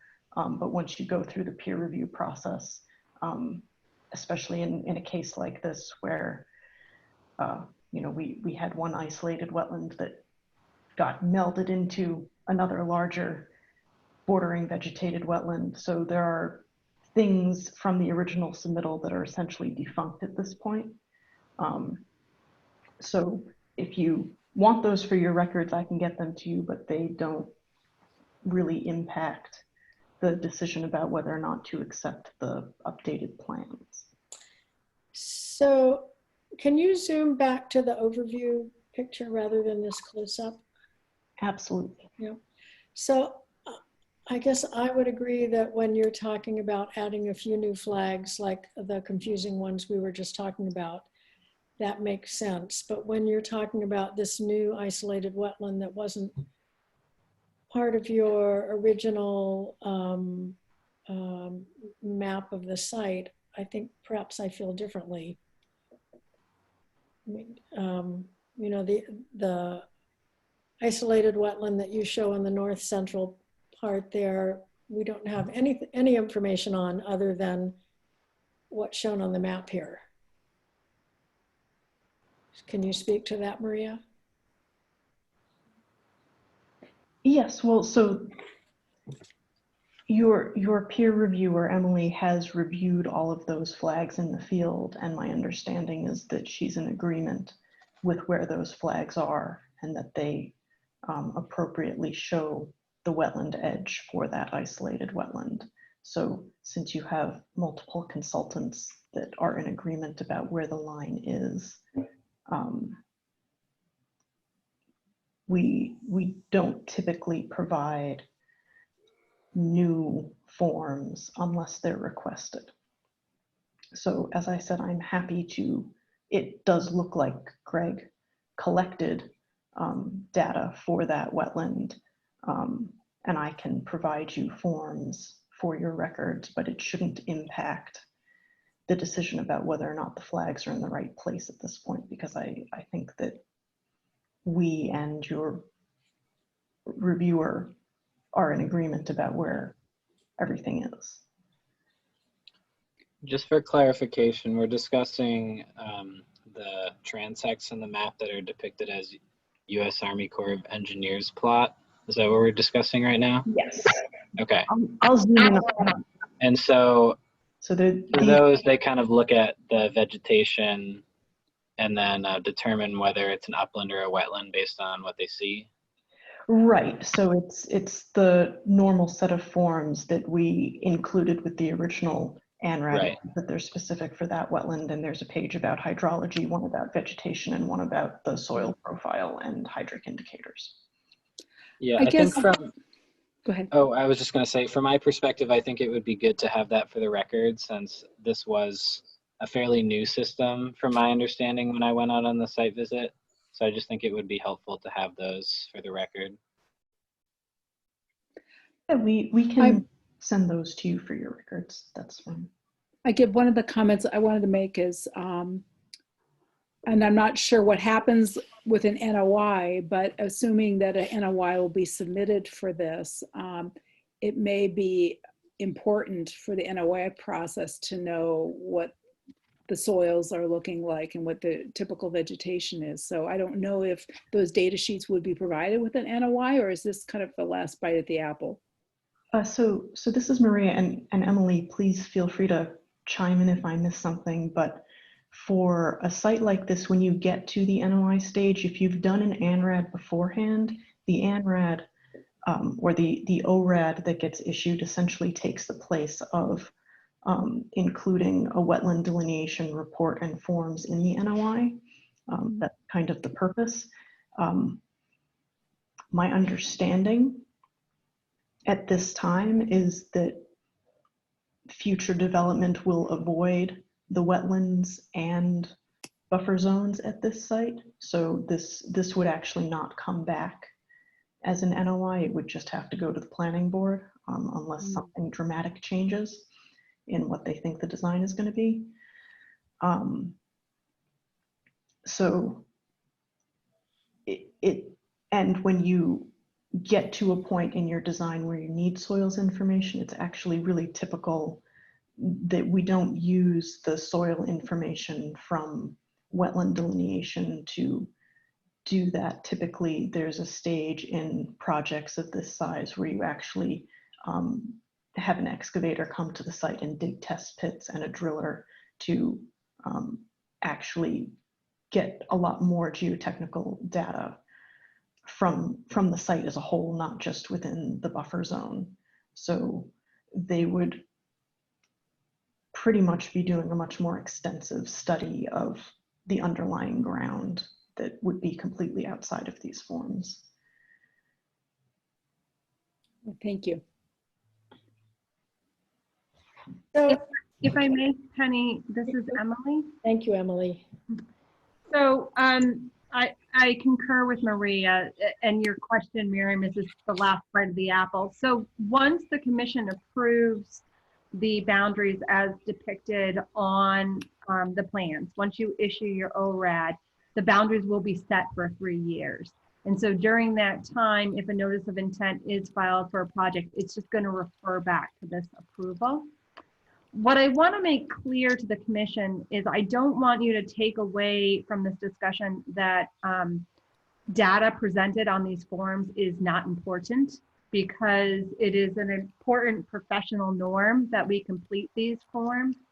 And for many projects, the reviewing authority, whether it's the commission or Mass DEP, you're really delving into the data on those forms to ascertain whether or not a boundary has been properly defined, because DEP staff and volunteer conservation commissions don't have hours and hours to go out and walk and look at every flag. So often you may just be doing an initial site visit, but then also putting more weight on the documentation. And so absolutely, I encourage the commission to get very comfortable with both the state and the federal forms, and really being able to look at them with a critical eye.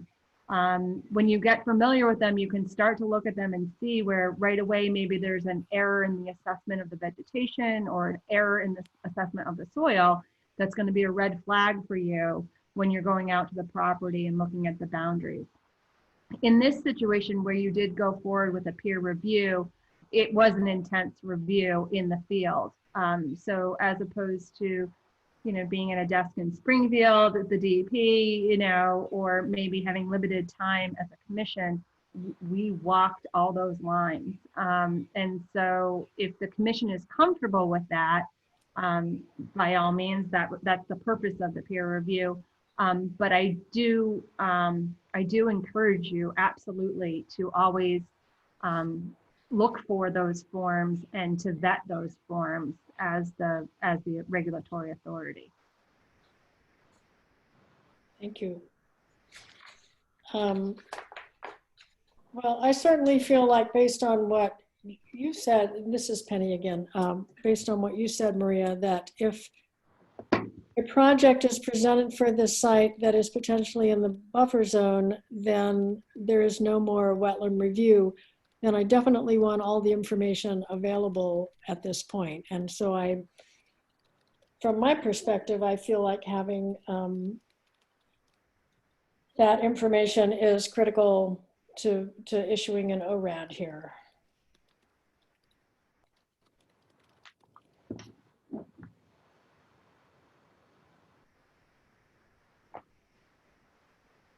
I think I would agree with that.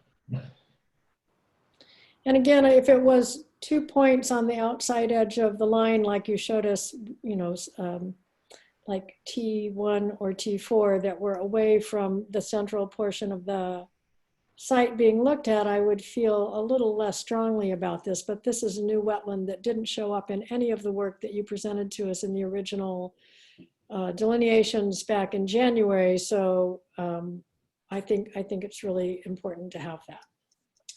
So this is Maria, and I think that Emily, and Emily, if I'm misinterpreting what you said, please say something, but I think that Emily has stated that she's in agreement with where this wetland is located on these plans. And I think that I have offered to get you the forms that are noted as having been documented on the plans. And given that you actually have 21 days to issue paperwork once you vote, I think that you should be able to vote tonight with a condition that we provide this information before you'll provide us paperwork. I just wonder how you can vote if we don't have the data, because if we have any questions, it seems like we should have a chance to look at the data and then ask questions if we have any before we close the public hearing. So this, again, this is Maria.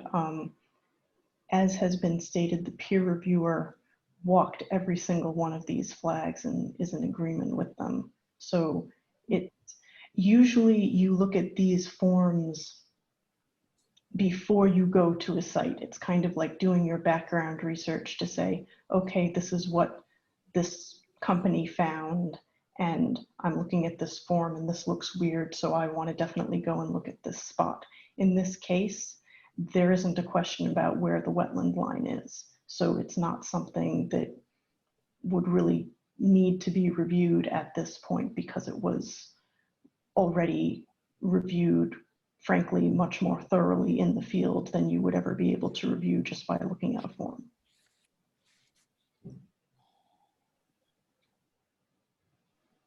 Well, we'll take that under consideration.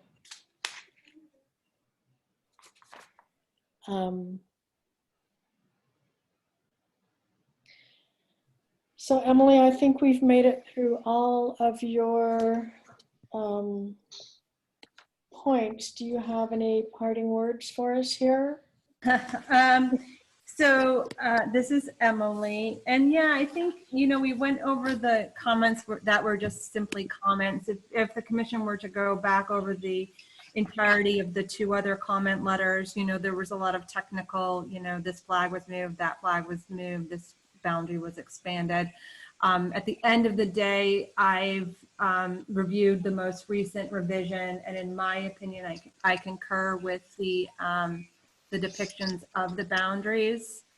I would encourage the commission, I'm not sure where you're going this evening, but I would encourage you to look at the form 4B, which is the order of resource area delineation. Most commissions are very familiar with completing orders of conditions. This form is much different, and I would be happy to discuss it with the commission, Penny, if you wanted to take a look at it. Or are you, if that's what the commission would like to do. There are some very specific boxes you're going to want to make sure you check off. And just like in an order of conditions where you can list special conditions, there are specific findings that I would recommend to the commission as well. Mm-hmm.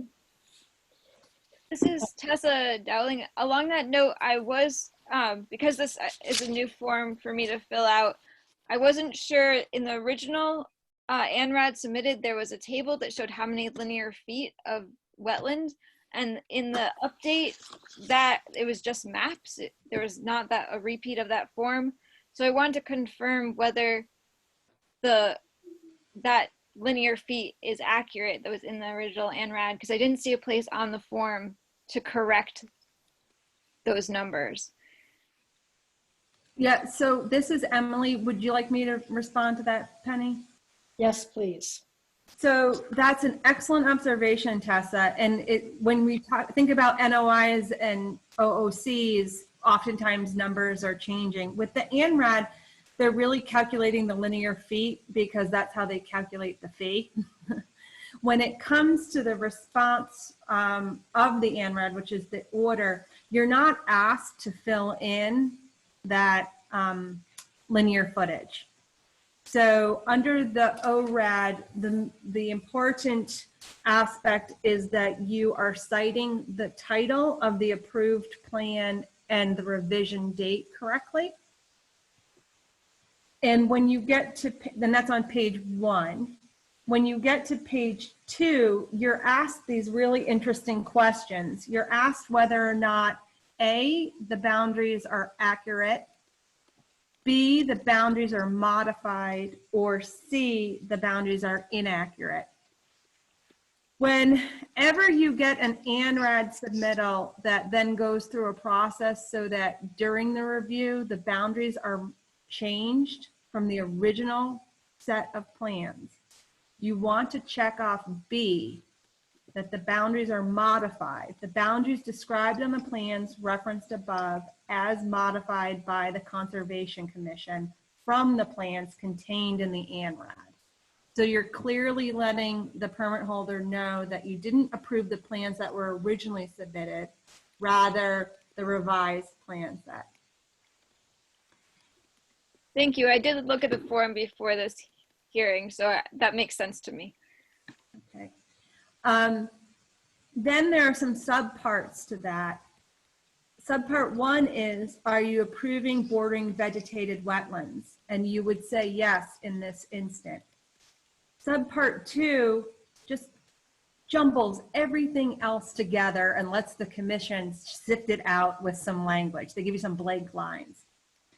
The question that I have for you as the commission is, is it your intent to issue one ORAD form for both the Wetlands Protection Act in Massachusetts as well as your local bylaw? This is Penny. My understanding is we need to do two. But I'm happy to discuss that.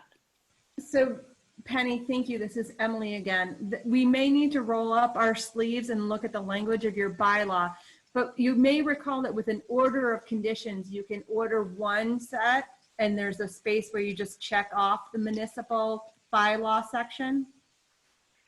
With the ORAD, they don't give you a neat check off, they just give you blank lines. And so you could customize your findings accordingly, as long as your bylaw language states that you could issue, one order for a project.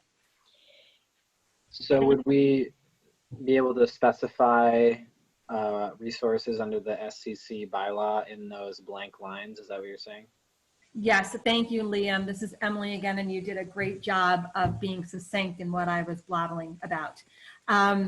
So I appreciate that maybe all the commissioners don't have this form in front of them, but basically you would check off the box for other resource areas, and you would state a finding such as isolated wetland WGR2 is approved under the Shutesbury Wetland Protection Bylaw.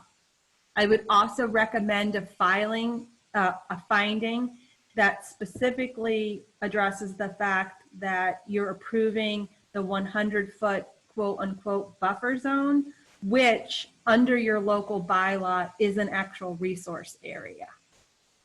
So you would want to make that statement because it differs from our state regulations. This is where you could add a finding that you are omitting flag 4.6. And if the applicant is interested in having the stream boundary approved, you would want to include that in this area as well. The stream, in essence, is outside of the project area, and its buffer zone doesn't extend into it because it has wetlands that have a buffer zone that's sent further. But that would be a question for TRC. It's a little cloudy because it's outside of the study area. So it seems like it may, well, it was necessary during the assessment portion because we needed to ascertain whether or not the buffer zone did project. The final result is that it doesn't. It's the wetland buffer zone that projects. This is Maria. I'm just going to say that I think our preference is to approve all flags that are shown. Whether they're isolated or BVW or streams. Yes. And why would that be your preference? This is Penny.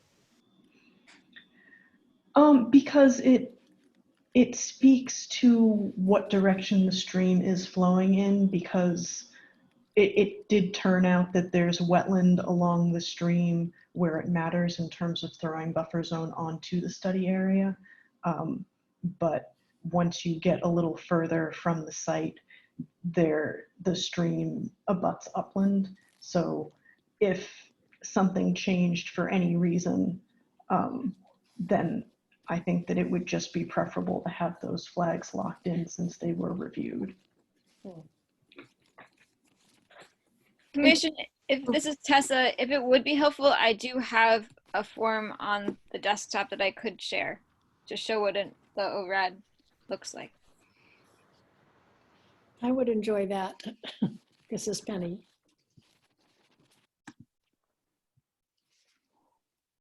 One moment.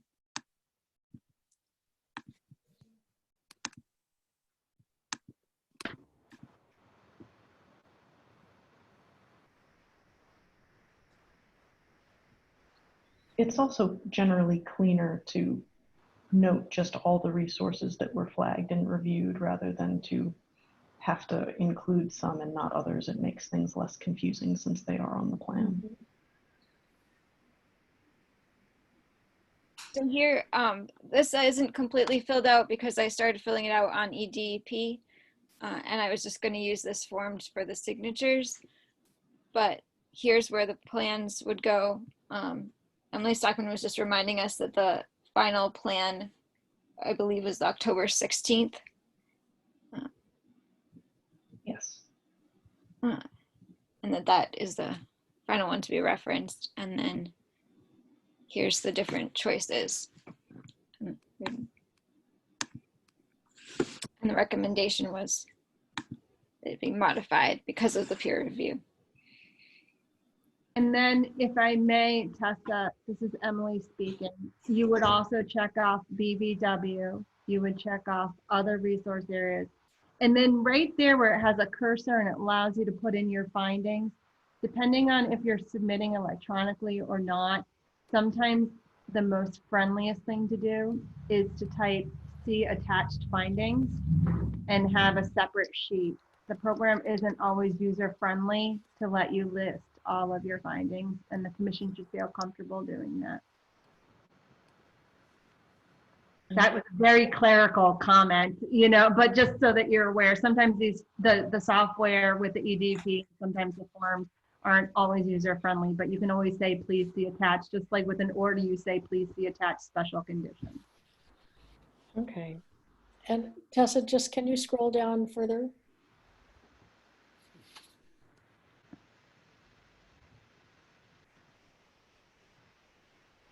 And up just a tiny bit, please. So B3. This connects to To why the top, yeah, if you hit this. Gotcha. Okay. Okay.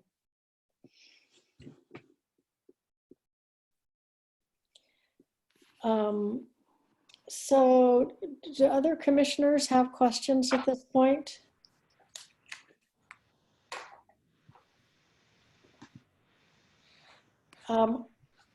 I wanted to, I know there are some people who've been waiting a while from the general public. I wanted to give them an opportunity to ask questions at this point.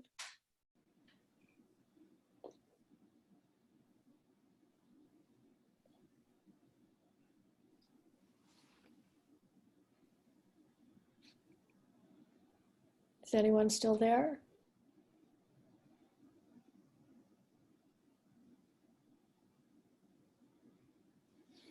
No? They look like they're muted. Did we, well, oh. They can raise their hand. Hey guys, this is Evan Turner. I guess just to test this out, representing WD Coles for this alongside TRC. I guess I just thank everyone for their time and their work on this. Has been the first of a very long process, and certainly the most thorough peer review I've done, but also some of the larger acreage work I've done. I would appreciate, as the applicant / representative of the applicant, to be able to vote on the ORAD tonight. Some of the information you listed that you would like to have, we certainly will provide you with TRC, but I don't believe anyone in any way expects it to change the delineation that we are looking to approve. And I would love to have this one procedurally move forward, because I know we do have several more coming down the chain in the following months. That's it. Thank you, everybody. Indeed you do. I have a question for you. This is Penny. I have been under the impression that part of your reason for doing the ANRADs prior to, I presume, completing your plans is that your goal is to avoid the wetlands and buffer zones. Can you address that? Yes, ma'am. I will say not specifically to any ANRAD. Our general goal is that if we can avoid working in the wetlands, and there is no compelling reason to do so, then we will not. We will end the buffer zone included in the wetlands as part of that statement. On this site, I can tell you that there is no compelling reason to need to work in the buffer zone. We don't need it for access. It just sort of gives us more trees, which is more shade, but we've already got enough acreage to do the job. There will be other properties where we do not have that luxury, where we might have a stream or a wetland crossing that is necessary to access the upland working area of a potential project. So in this case, I would say this is the absolute lowest probability of any NOI or future work that would come in front of you that is necessary for a project. Thank you. Could I ask you a question? This is Tessa. Sure thing. Is erosion control a standard practice in these? I'm just thinking that there doesn't seem like a middle ground. If you're not submitting a notice of intent, then there isn't an opportunity for a condition saying this work is fine as long as there's erosion control. So Yes, I'm just curious to know if erosion control is standard practice. So yes, it would be. So some stages of that. If you're avoiding any impact to the 100-foot buffer and the wetlands included in them, you have to design all of your erosion control and your stormwater controls to be complete outside of that 100-foot buffer. So you don't get to take advantage of, oh, the last 100 feet will make the stormwater calcs work out. So all of the basins, any swales, all have to be, I guess, doing their job outside the 100-foot buffer. And during construction, you have additional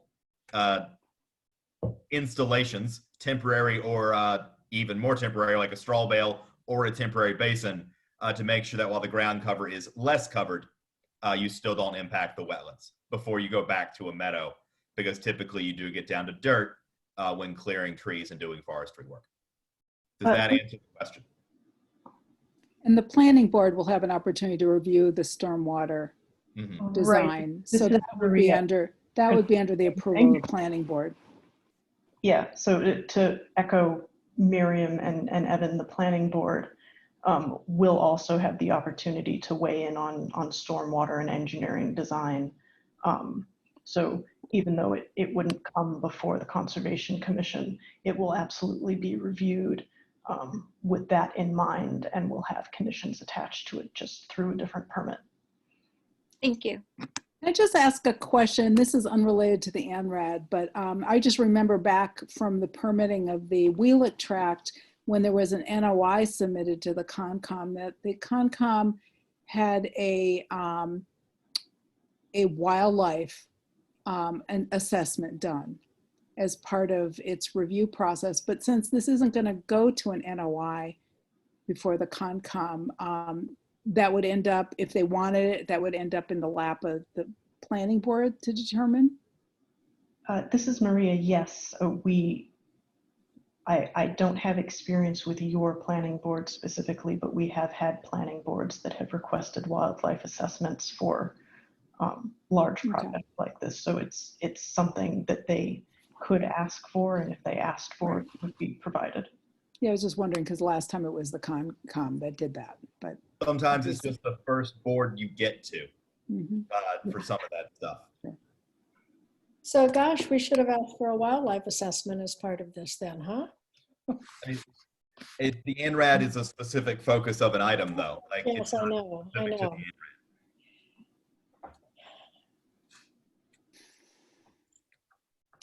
So anyone else from, is anyone else hanging in there from the public who'd like to ask a question? Penny, this is Emily. For what it's worth, as soon as Tessa exited out of the shared screen, I noted that there's 3 names on my screen that are all muted. I don't know if anyone's trying to speak from the public, and they can't. So I just wanted to bring that to your attention. So I'll jump in. This is Dan Nitchie. I'm not here to speak on any of these ANRADs. I'm actually here to, hi Maria, we're here to just talk about the field walk for lot 151. So I'm waiting in my turn. Oh, I see. Gotcha. People should be able to unmute themselves. It's not locked that they can't. Thank you, Tessa, and thank you, Dan, for clarifying that.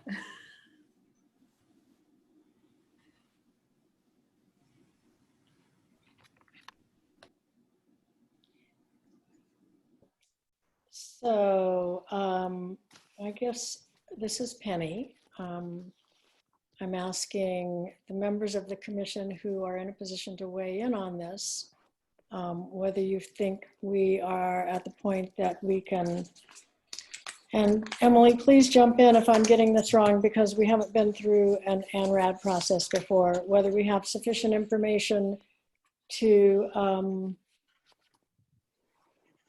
close tonight, or whether we want to wait until we have additional information to close.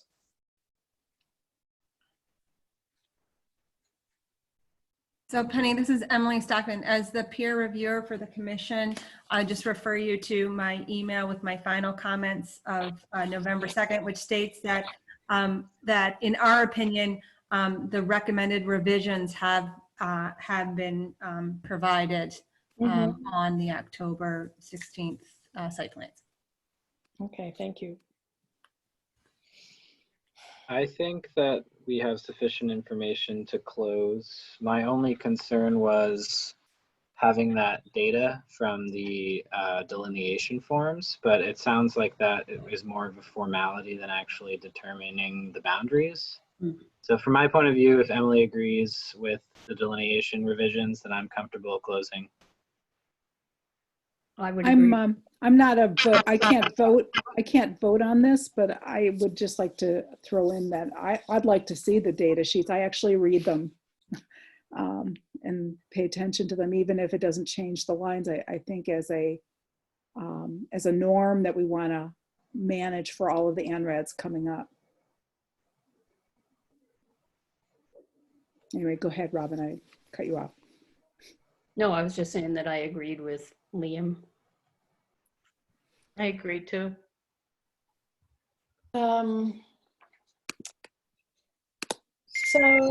So Emily, this is Penny again. If we close on this public hearing tonight, we're required to issue the ORAD within 21 days. I'm not prepared to work on that tonight. We still have other business to do. Can you recommend how we might proceed and still manage to meet this deadline?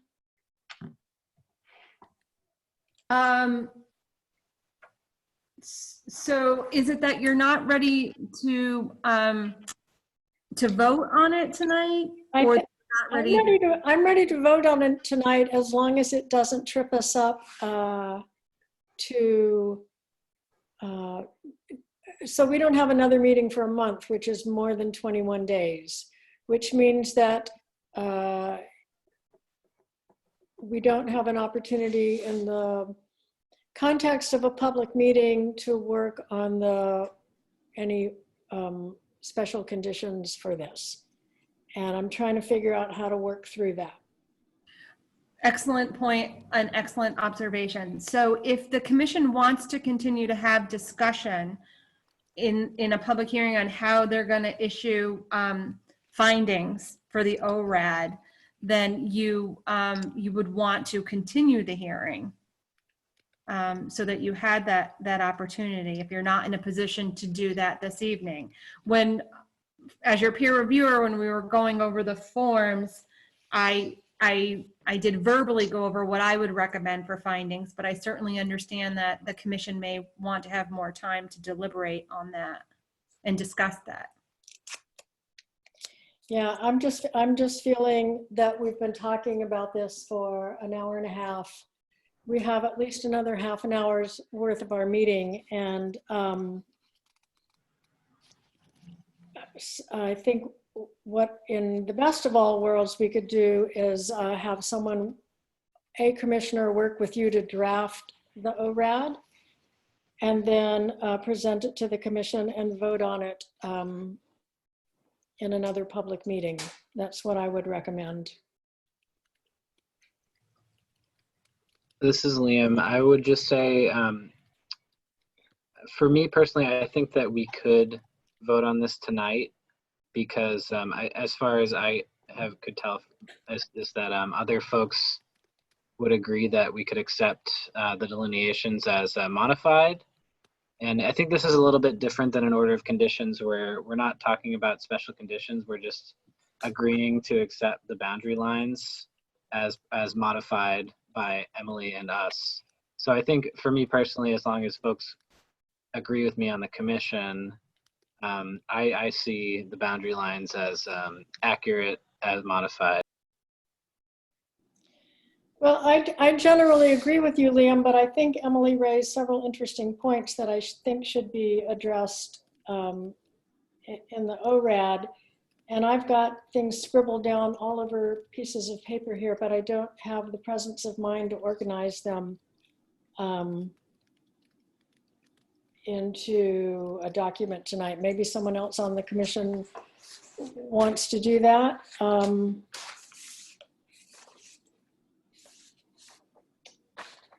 I could take a stab at filling out the. Maybe Tessa has taken good enough notes that she can extract the points that we want to make sure we make. I was taking notes. Penny, this is Emily. Tessa, I didn't mean to cut you off there. I didn't know you were chiming in. I can say that as we were going over the form, I was reading to you from my notes, which I can email directly to Tessa. All that I added was a confirmation that TRC was requesting that the bank flags associated with SGR1 be included. So unless, just to clarify for the commission, so I read out what I would recommend for the findings. I have that all written down and I can send that to the commission. Mm-hmm. If Penny, if you're saying the commission needs even more time to discuss other potential findings. I don't think it's that so much. I think it's just, I'm in agreement with the suggestions you made, Emily. Okay. I just don't feel like we have them organized in a format to turn into the ORAT at this instant in time.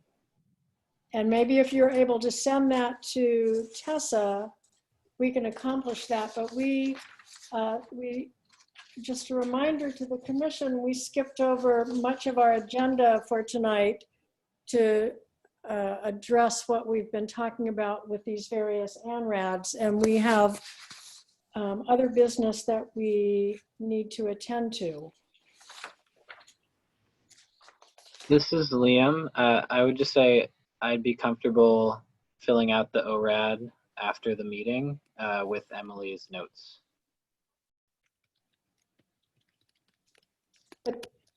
So then you're asking us to sign off on this without seeing what's put in the ORAD. I mean, how would this work?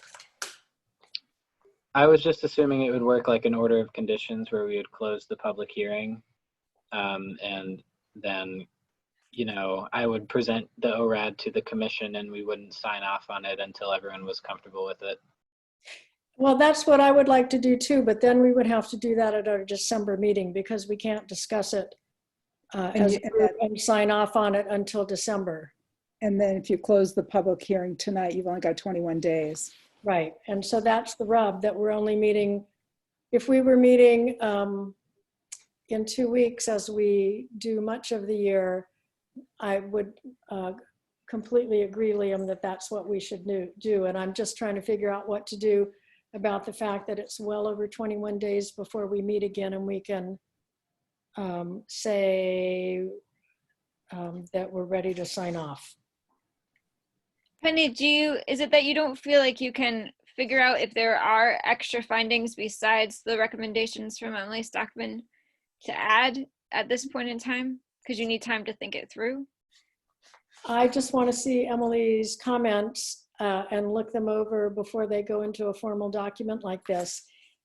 And frankly, I'm tired and we have at least 5 or 6 other agenda items we need to get through tonight. So I'm hesitant to spend more time working through the final paperwork for the ORAD in the context of the meeting tonight.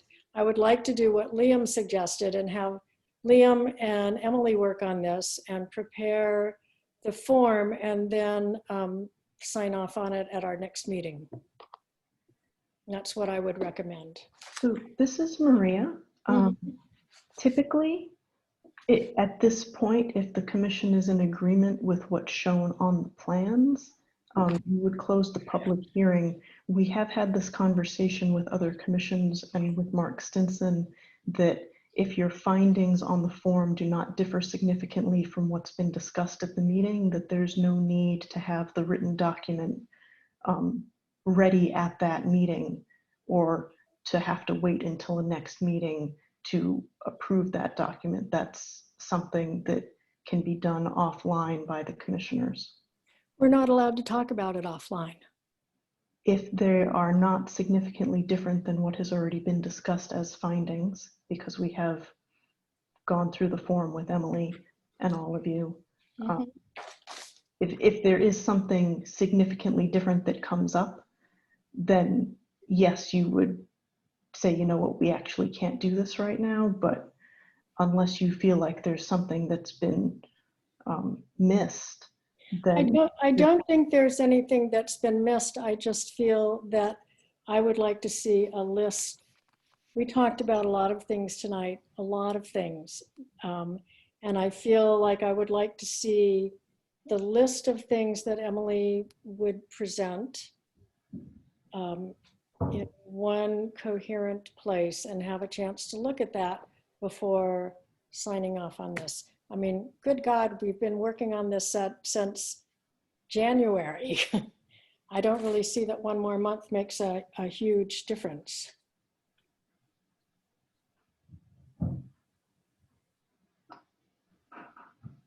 I'm just thinking in terms of that I know you have other things on the upcoming meeting agenda, and I wouldn't want to have to add this one unnecessarily to that list.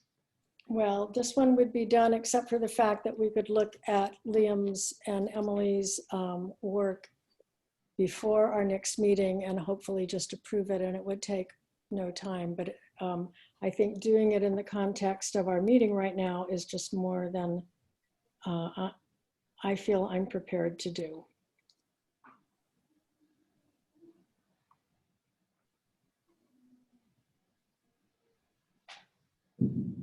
So, Emily, I don't know if you have a clean way out of this for us. Penny, can I ask you a question? It's Miriam. Yep. I mean, when I look over my notes, it looks like in our discussion, there were a few points that I don't know that the commission came to a decision. I'm thinking that before tasking someone with writing the ORAD, that maybe there should be a vote on those for the people who are voting. There was a question about changing the flagging around that 4.6. Right. And there was a question about the data sheets, making that a condition possibly of the ANRAD. And there was also questions about, I don't know what else. There may have been some other things. I'm just thinking those were the two I was thinking about. But I don't know that a decision was ever made. This is Maria. It was my understanding from the discussion that everyone felt the one flag change on the site was not significant enough to warrant an adjustment on the plan. And Emily provided a very neat way of addressing that. And we have agreed to provide those forms for your records, and we've agreed that you should not actually give us the paperwork for the ORAD until after you've received those, because that's only fair. So those items shouldn't be holding us up. Well, I wasn't suggesting it holding it up. I was just suggesting perhaps there should be a decision made about them before moving to close. This is Liam. I just want to ask the commission, does everyone agree that for section B, we would issue an order of delineation as modified, as we discussed with Emily earlier? Because I think that's really the main question we need to answer. I agree that that is the case. This is Penny. I also agree that the fact that, I mean, I don't completely agree with what Maria had suggested, which is that we just approve the boundaries as they're shown on the map. I think there does need to be some reference to the fact that one of the wetlands there is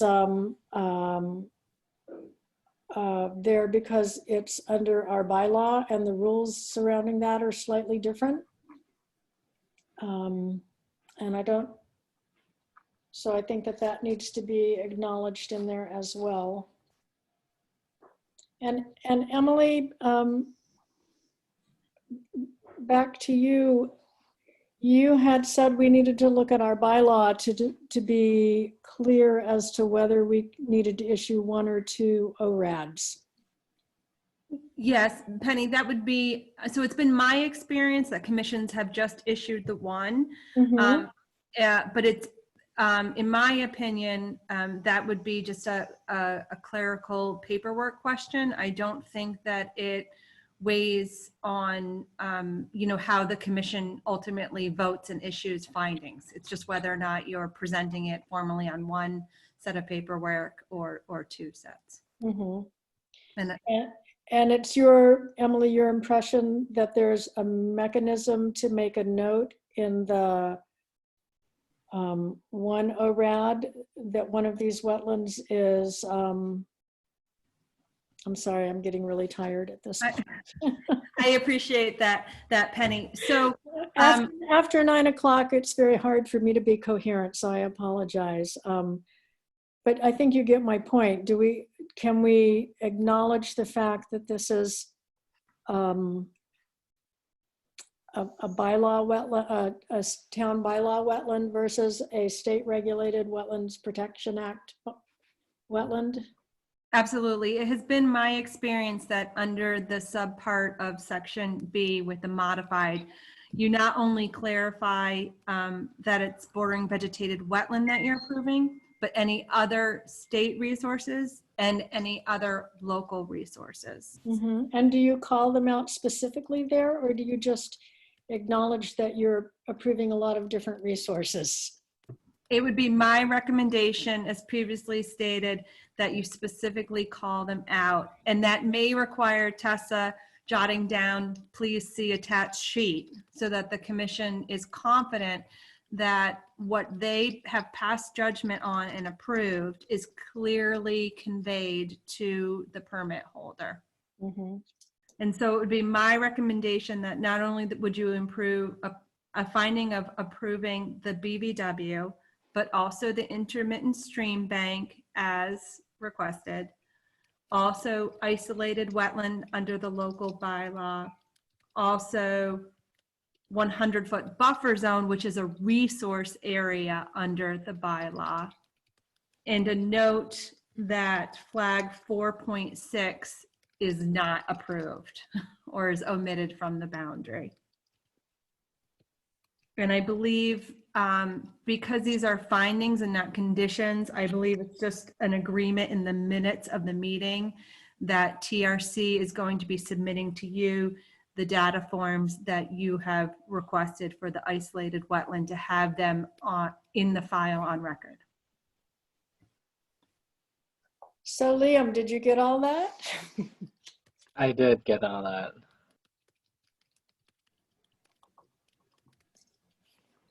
Can others weigh in on this? I know I've said a lot.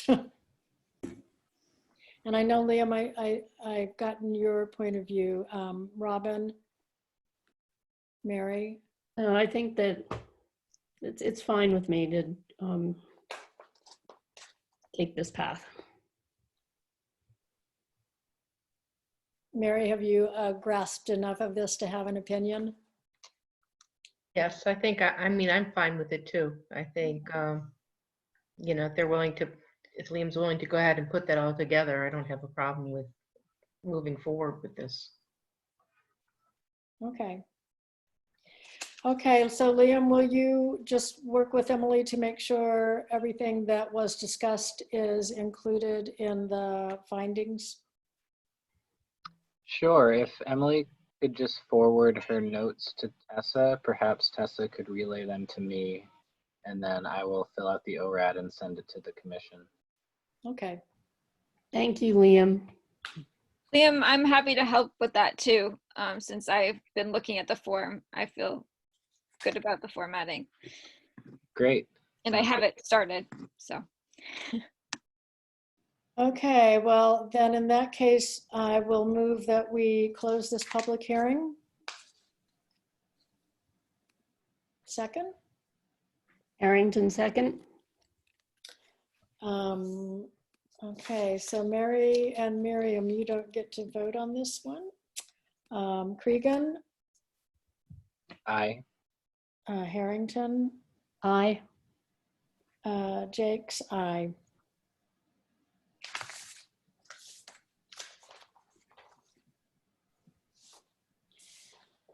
Okay. Well, thank you all. That was a long haul. Hopefully the next one where we understand the process a little bit better will go perhaps more quickly. Thank you, everyone, for all of the time and effort. We really appreciate it. Yep, thank Thank you. you. Okay, so Penny, can I make a recommendation that because of the people on the lot call, because of this, if we could just touch on the lot 151 ANRAD, that the hard copies have gone out to the commission members. This is not an opening of the public hearing. It has not been noticed, but the reason it's on the agenda is to try and decide whether a site visit is necessary before the hearing takes place or not. okay. So have all the commissioners picked up the paperwork for this? I have. I looked at the PDF, but I don't have a hard copy yet. Miriam and Mary? I picked it up. I have it. Okay. So who is here to speak to this tonight? From Dan Nitchie. Hi, this is Penny. Hi, Penny. Can you just give us a quick overview to start the conversation on this? And I'm going to try and keep it to 5 minutes or so.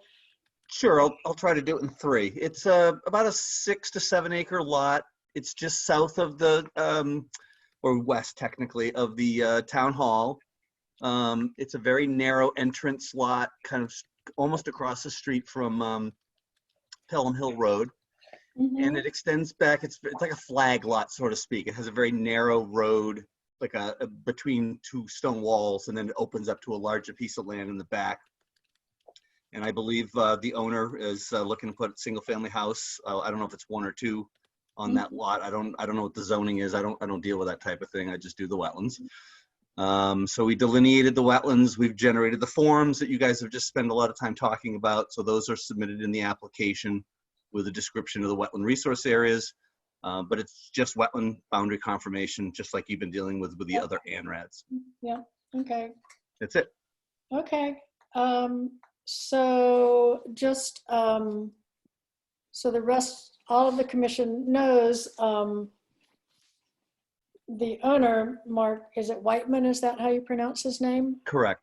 Right, is going through this format because his intent is to request a, I'm sorry, I'm really tired. My words are not coming to me tonight.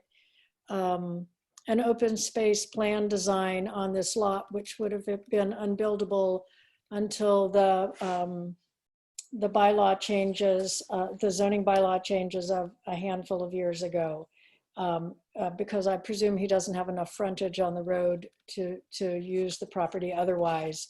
And so at the town meeting this summer, one of the changes to the bylaw for open space design said that applicants had to start the process by completing an ANRAD, which is what we have before us here.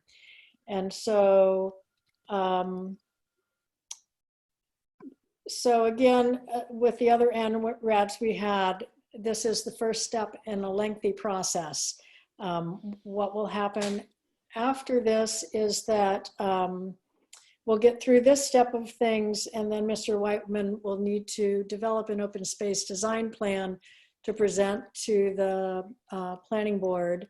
and go through a special permit process with them to get to the point of building. So just to give you an overview of why this is before us. And like with the ANRADs that we've been talking about earlier tonight, there is no special project presented at this point, but I do know that that's what's behind this this piece of property.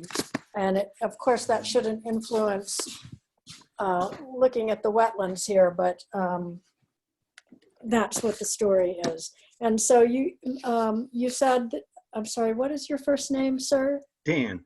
Dan, sorry Yeah. about that. You said the whole property is about 6 acres? Yeah, I think it's between 6 and 7 acres. I was trying to find that in here, and I'm adjusting things a little bit. On the front of the form, it says 18.25. Oh, is it that? I didn't think it was that large. I thought I saw something from Mark that was smaller. I apologize. It might be 18. Okay. That certainly influences my decision on walking the boundaries on a parcel, the size of it. You know, as a volunteer commission, walking an 18-acre parcel is a lot different than looking at a 2-acre house lot. And so the commission just needs to consider how you want to handle a site visit for this. You know, it's in the last ANRADs, we invoked peer review for this, and I don't know if we're prepared to make a decision about that tonight, but that's the question before us. So this is Dan again, if I may, Penny. Mm-hmm. Just look at the last sheet on the application. If you have that, that has the plan. All the wetlands, the wetland line is all out towards the front of the property. We're really only looking at a very small subset of the whole piece. So just in terms of for you folks to get comfortable with whether you want a peer review or you're willing to look at it yourself. It's not an 18-acre walk. It's really, you're really looking at a much smaller area. So the area you're talking about is the area that I guess is to the southwest corner of the lot? Yeah, be to That would be the southern, right? Because we flag the first wetlands we come to, and anything beyond that, we don't even look because he's not going beyond that line. Well, I understand that, but in the open space design process, there's a whole formula that they use to calculate how this all open works. space and wetlands. Right. Okay. That depends on the area of wetland that is depicted. So whether Mr. Whiteman is considering building there or not, that area needs to be known so the planning board can go through their calculations to come up with the formulas they need to do. So the boundary, and we're being asked to confirm boundaries. So we have to walk all those boundaries, or someone has to walk all those boundaries. Right. Okay.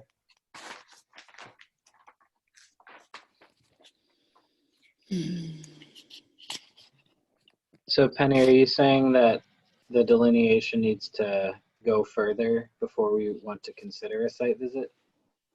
I'm saying the commission needs to decide whether the commission wants to do the site visit on an 18-acre parcel with pretty extensive wetland boundaries, or whether the commission wants to request that it be peer reviewed.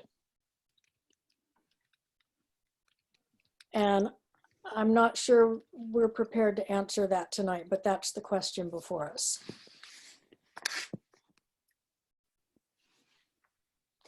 My instinctual answer is that I would like to walk the boundaries with the commission, but yeah, maybe it should wait to the next meeting, given the hour. Yeah. Well, we don't have the hearing opened yet, so we can't really, I don't think, I mean, we can do an informal site visit, but I'm not sure that that's the essential thing at this point. I mean, if I may, if you folks would like to, or a couple members would just like to walk it quickly with me and then evaluate whether you want to go to peer review or not from that walk, that's fine. I'd be willing to do that with you. I don't know if that would help you or.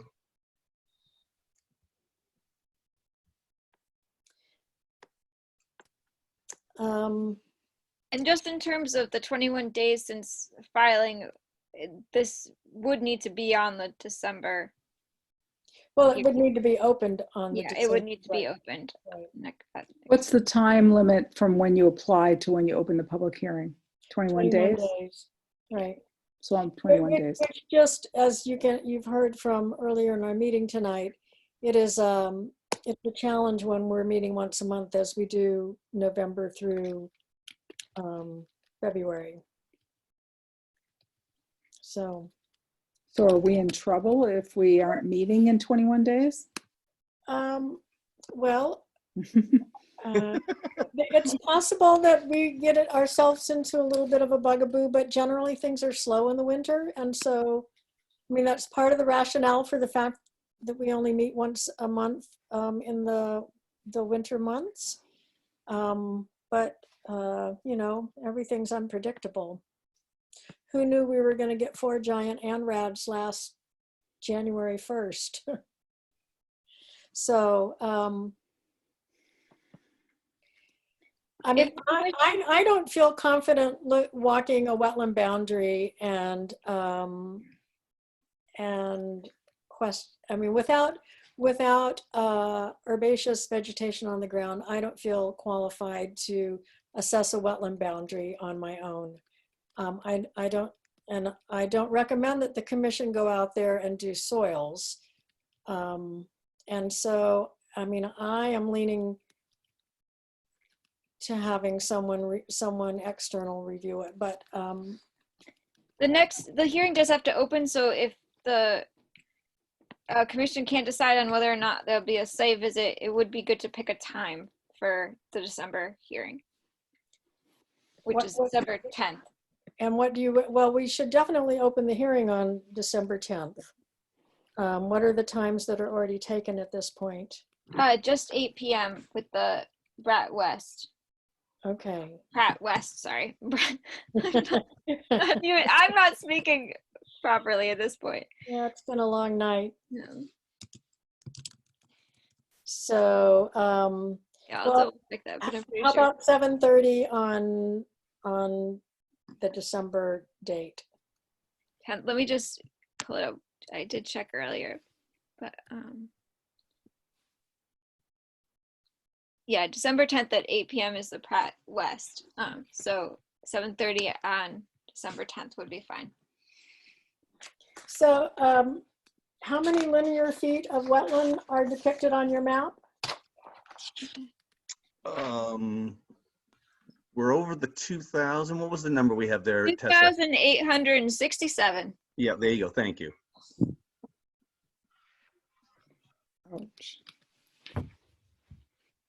It's fairly open forested area. I mean, it's your call. I mean, I'm not going to push you, but it is fairly easy to walk around and see the line. And the soils are very abrupt from a wetland to an upland, but you know, if you're not comfortable with interpreting soils, that's fine. Whatever you guys want to do. The forms are part of the submission. So as an early point, I would direct the commission to say that the forms that were used to delineate the wetland are included in that packet. I had a little quick question about this. It mentioned on the plan 18 Leverett Road, but that can't be a street number because that's out of sync with the numbering. Yeah, the plan was generated by an engineering firm. I'm not sure what their labeling means. I'd have to ask them.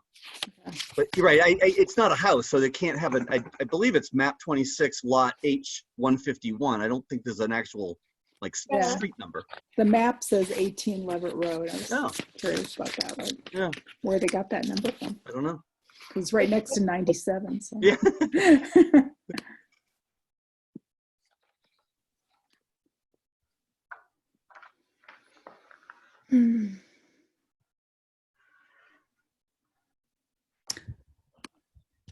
So should we make a decision? I mean, if the commission would decide that 7:30 on the December 10th, the hearing could be opened, that would be good. Works for me. Works fine. Me too. And Yep. so should I expect to decide on that meeting about whether a peer review is going to be necessary or not, or? Yes. Okay. All right. Thank you all for your time. Sorry to make you wait so long. No problem. I haven't seen Maria in a long time. Thank you. Yep. Take care. Thank you, Tessa. Good evening.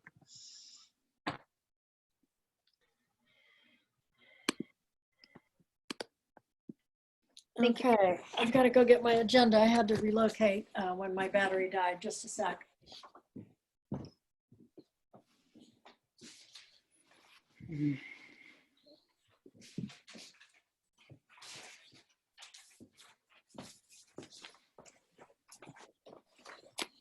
Okay, so let's go back to the beginning of our agenda and see how quickly we can get through things. New items, Southbrook Conservation Area, no movement. Top of the Lake Conservation Area, the fence is being installed this Saturday. If anyone is looking for something to do at 10:30 on Saturday, come on out. Tessa, town budget requests. Yep. So this time I have a sheet printed out that Linda sent me. So, and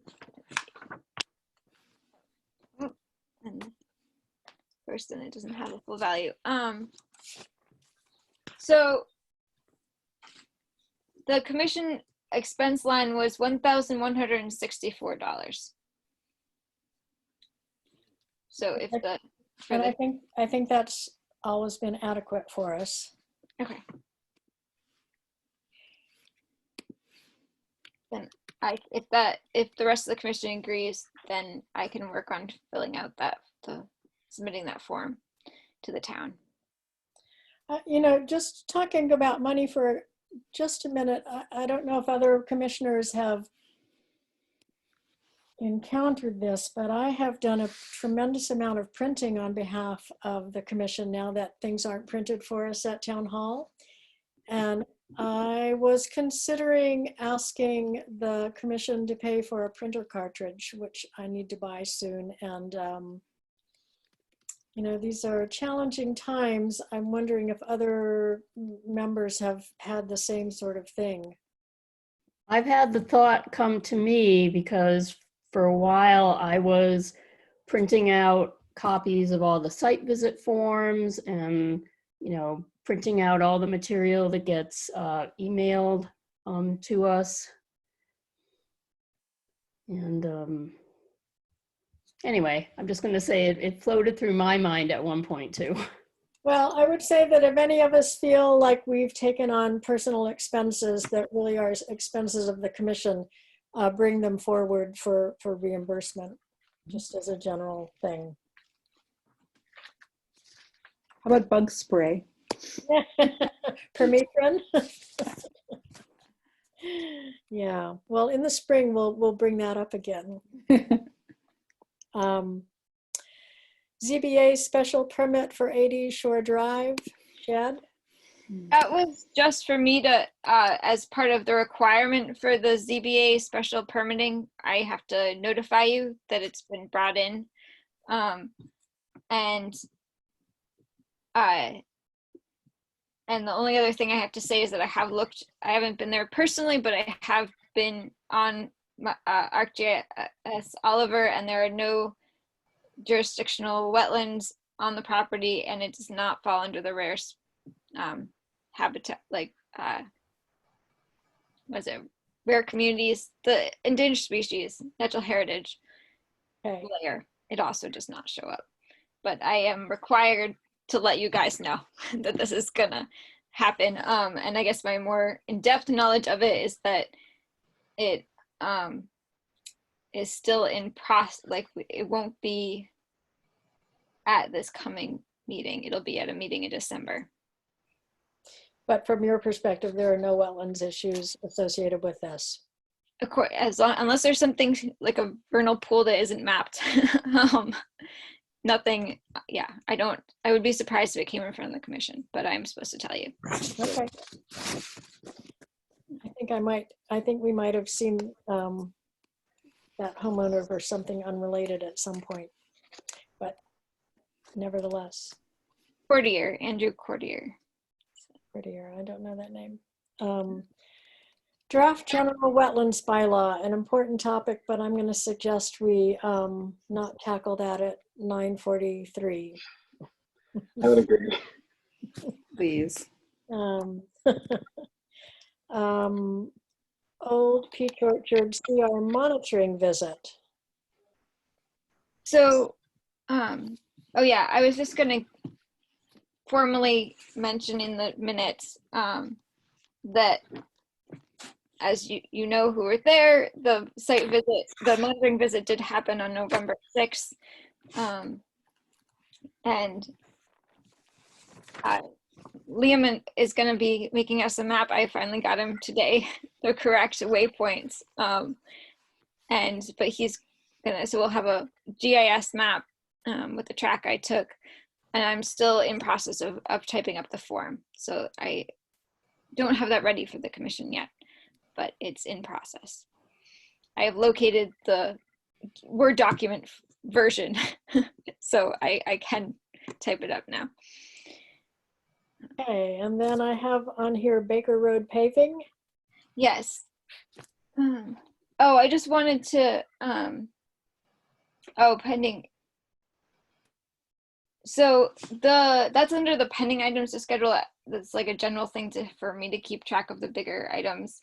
I didn't know if, since the seemed like the project had been done, I haven't been by there, but I wasn't sure what the next steps for that DOI were. Of what definitely needs to be scheduled for a site visit is the 37 Shore Drive. I had a phone call, voicemail message today that the trees have been flagged. The mystery trees. Yeah, so what he described to me is that there's a stake with a flag on it in front of, I think it's in front of, it might have been oak, I'm not sure, a very dead tree. And so it has a flag in front of it now. And then there's a cluster of maples near there that are not flagged, but that he's concerned about, so that he wants to add to what he initially talked. And so when we tried to do this last time, we couldn't observe a tree that looked like it needed to come down. And I think it was Robin who said that he owns two parcels, the one where his house is and the one on the corner of, is it Pine and Shore? Do you know which of these parcels the tree or trees are on? I guess I could call him back and check. He just, when he leaves the voicemail, he said the address he says is 37 Shore Drive, but that could be where he lives and not this place. And we don't want to try to have him meet us there, so we don't wander around again. Right. I think we expected him to be there last time, but that didn't seem to work. It's true. Actually, when I did talk to him and finally got through to him. Well, so more background. The reason why this has been somewhat confusing is the voicemail. So the number, when I'm getting the voicemail, the number that's recorded, like the envelope information, is a number that apparently goes to a cabin of his and is not where he lives and is not a number he checks very often. So I left two messages there that he never got. So then I got a message more recently being like, why have you not talked to me? Oh my goodness. And that was why. Oh my God. But I now have the correct number to reach him. So I guess what I was mostly hoping, what I thought was the procedure was that I get a date from you that would work for the commission, and then I reach back to the landowner and say, this is the date, please be there, basically. Yeah. I thought it made sense to coordinate with the commission. We asked him to send us a map. I don't, I only have a phone number. I don't know how tech savvy he is. Yeah. So, this is the only pending site visit right now? Yes. Yeah. The other list is like a stuff for me to keep track of. Things that are on the horizon, but not immediate.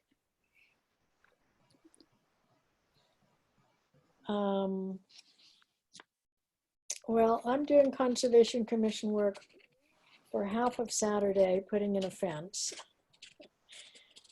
So I'm going to decline from participating in a site visit in the near future, but as long as 2 people are willing to go and do this,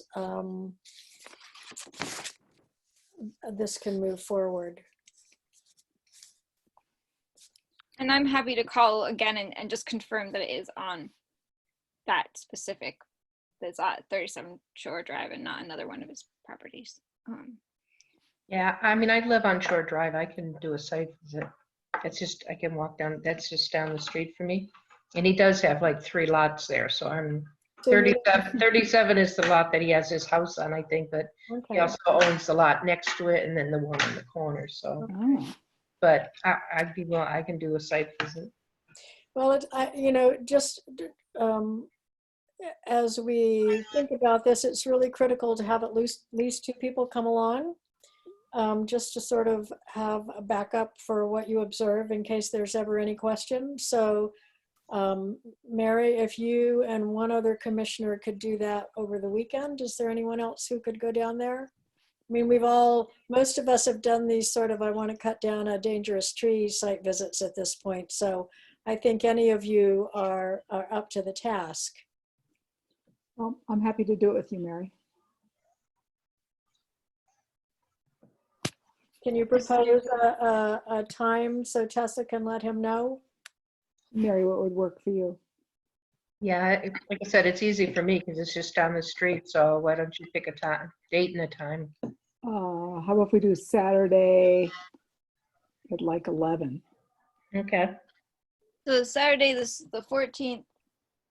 Yeah. At 11. Thank you. I will reach out. And I can ask him if it's okay if I give you his phone number as well. So if you get there and yeah, you can send it to me. Still don't know that you could contact him. So I'm going to assume we're going to meet at 37 unless I find out otherwise.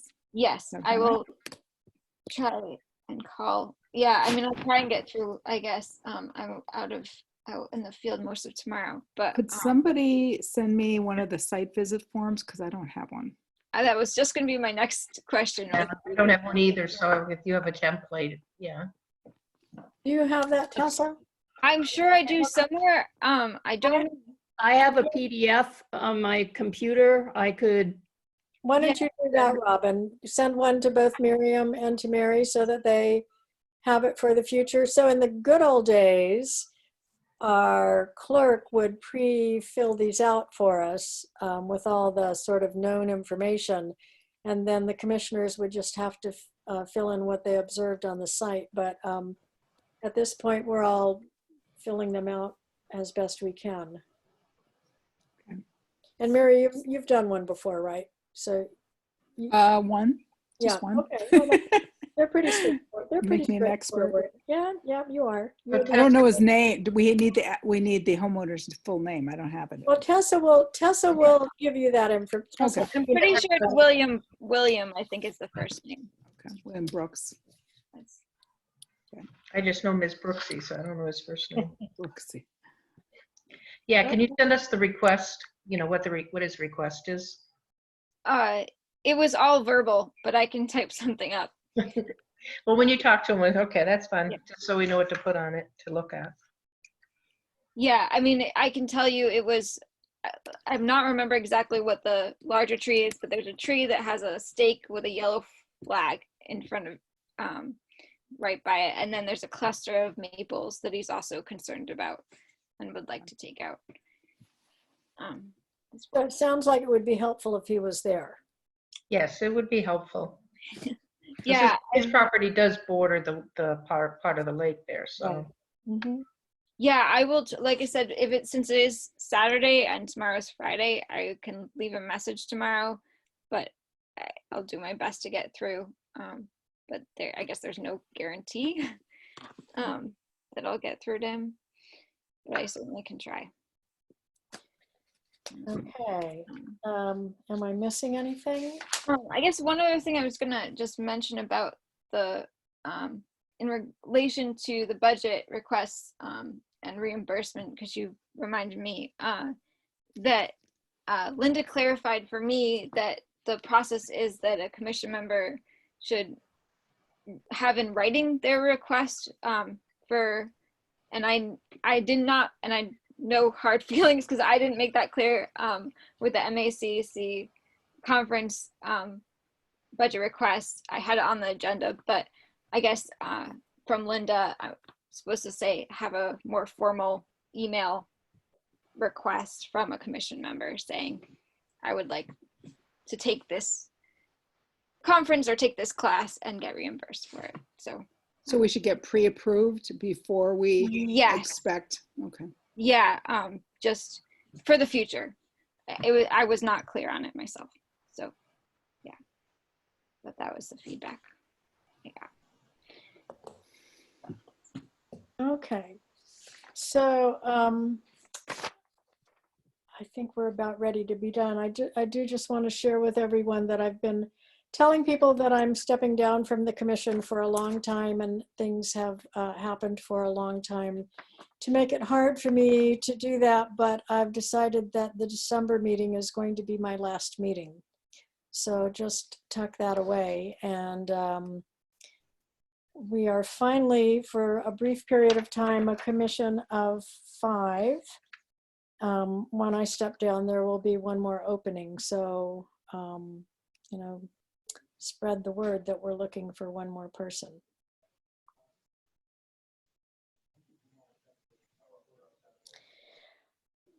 So, and on that cheery note, it's 9:59. This is the longest meeting we've had in a long, long time. I'm sure everyone is ready to close. Thanks for hanging in there for such a long time. Thank you for hanging in there so long, Penny. So you're not going to desert us now that you got us on board, are you? Well, Yes, she you know, is. I've said for the past 2 years that I'm stepping down. My original plan was to step down at the end of my term, which expired June 30th of this past year. And right around then, our former clerk, Linda, announced she was resigning, and we were in the throes of all these ANRADs. And so I feel like we're in good hands now. We have a good group of people, and Tessa's on board and knows what she's doing. So I'm sure you guys are all going to be great. And I'll tell you that when I started, I didn't know anything. So just feel free to ask lots of questions. I still ask lots of questions because after all these years, I still find there are lots of things that I don't know the answer to. So anyway, may I have a motion to adjourn our meeting? Yeah, I move that we adjourn our meeting at 9:56 p.m. Phew. Robin Harrington, second.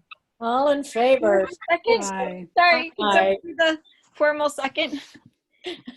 Robin. Robin gets the formal second, and I think we all said a unanimous aye. We're all sundowning here.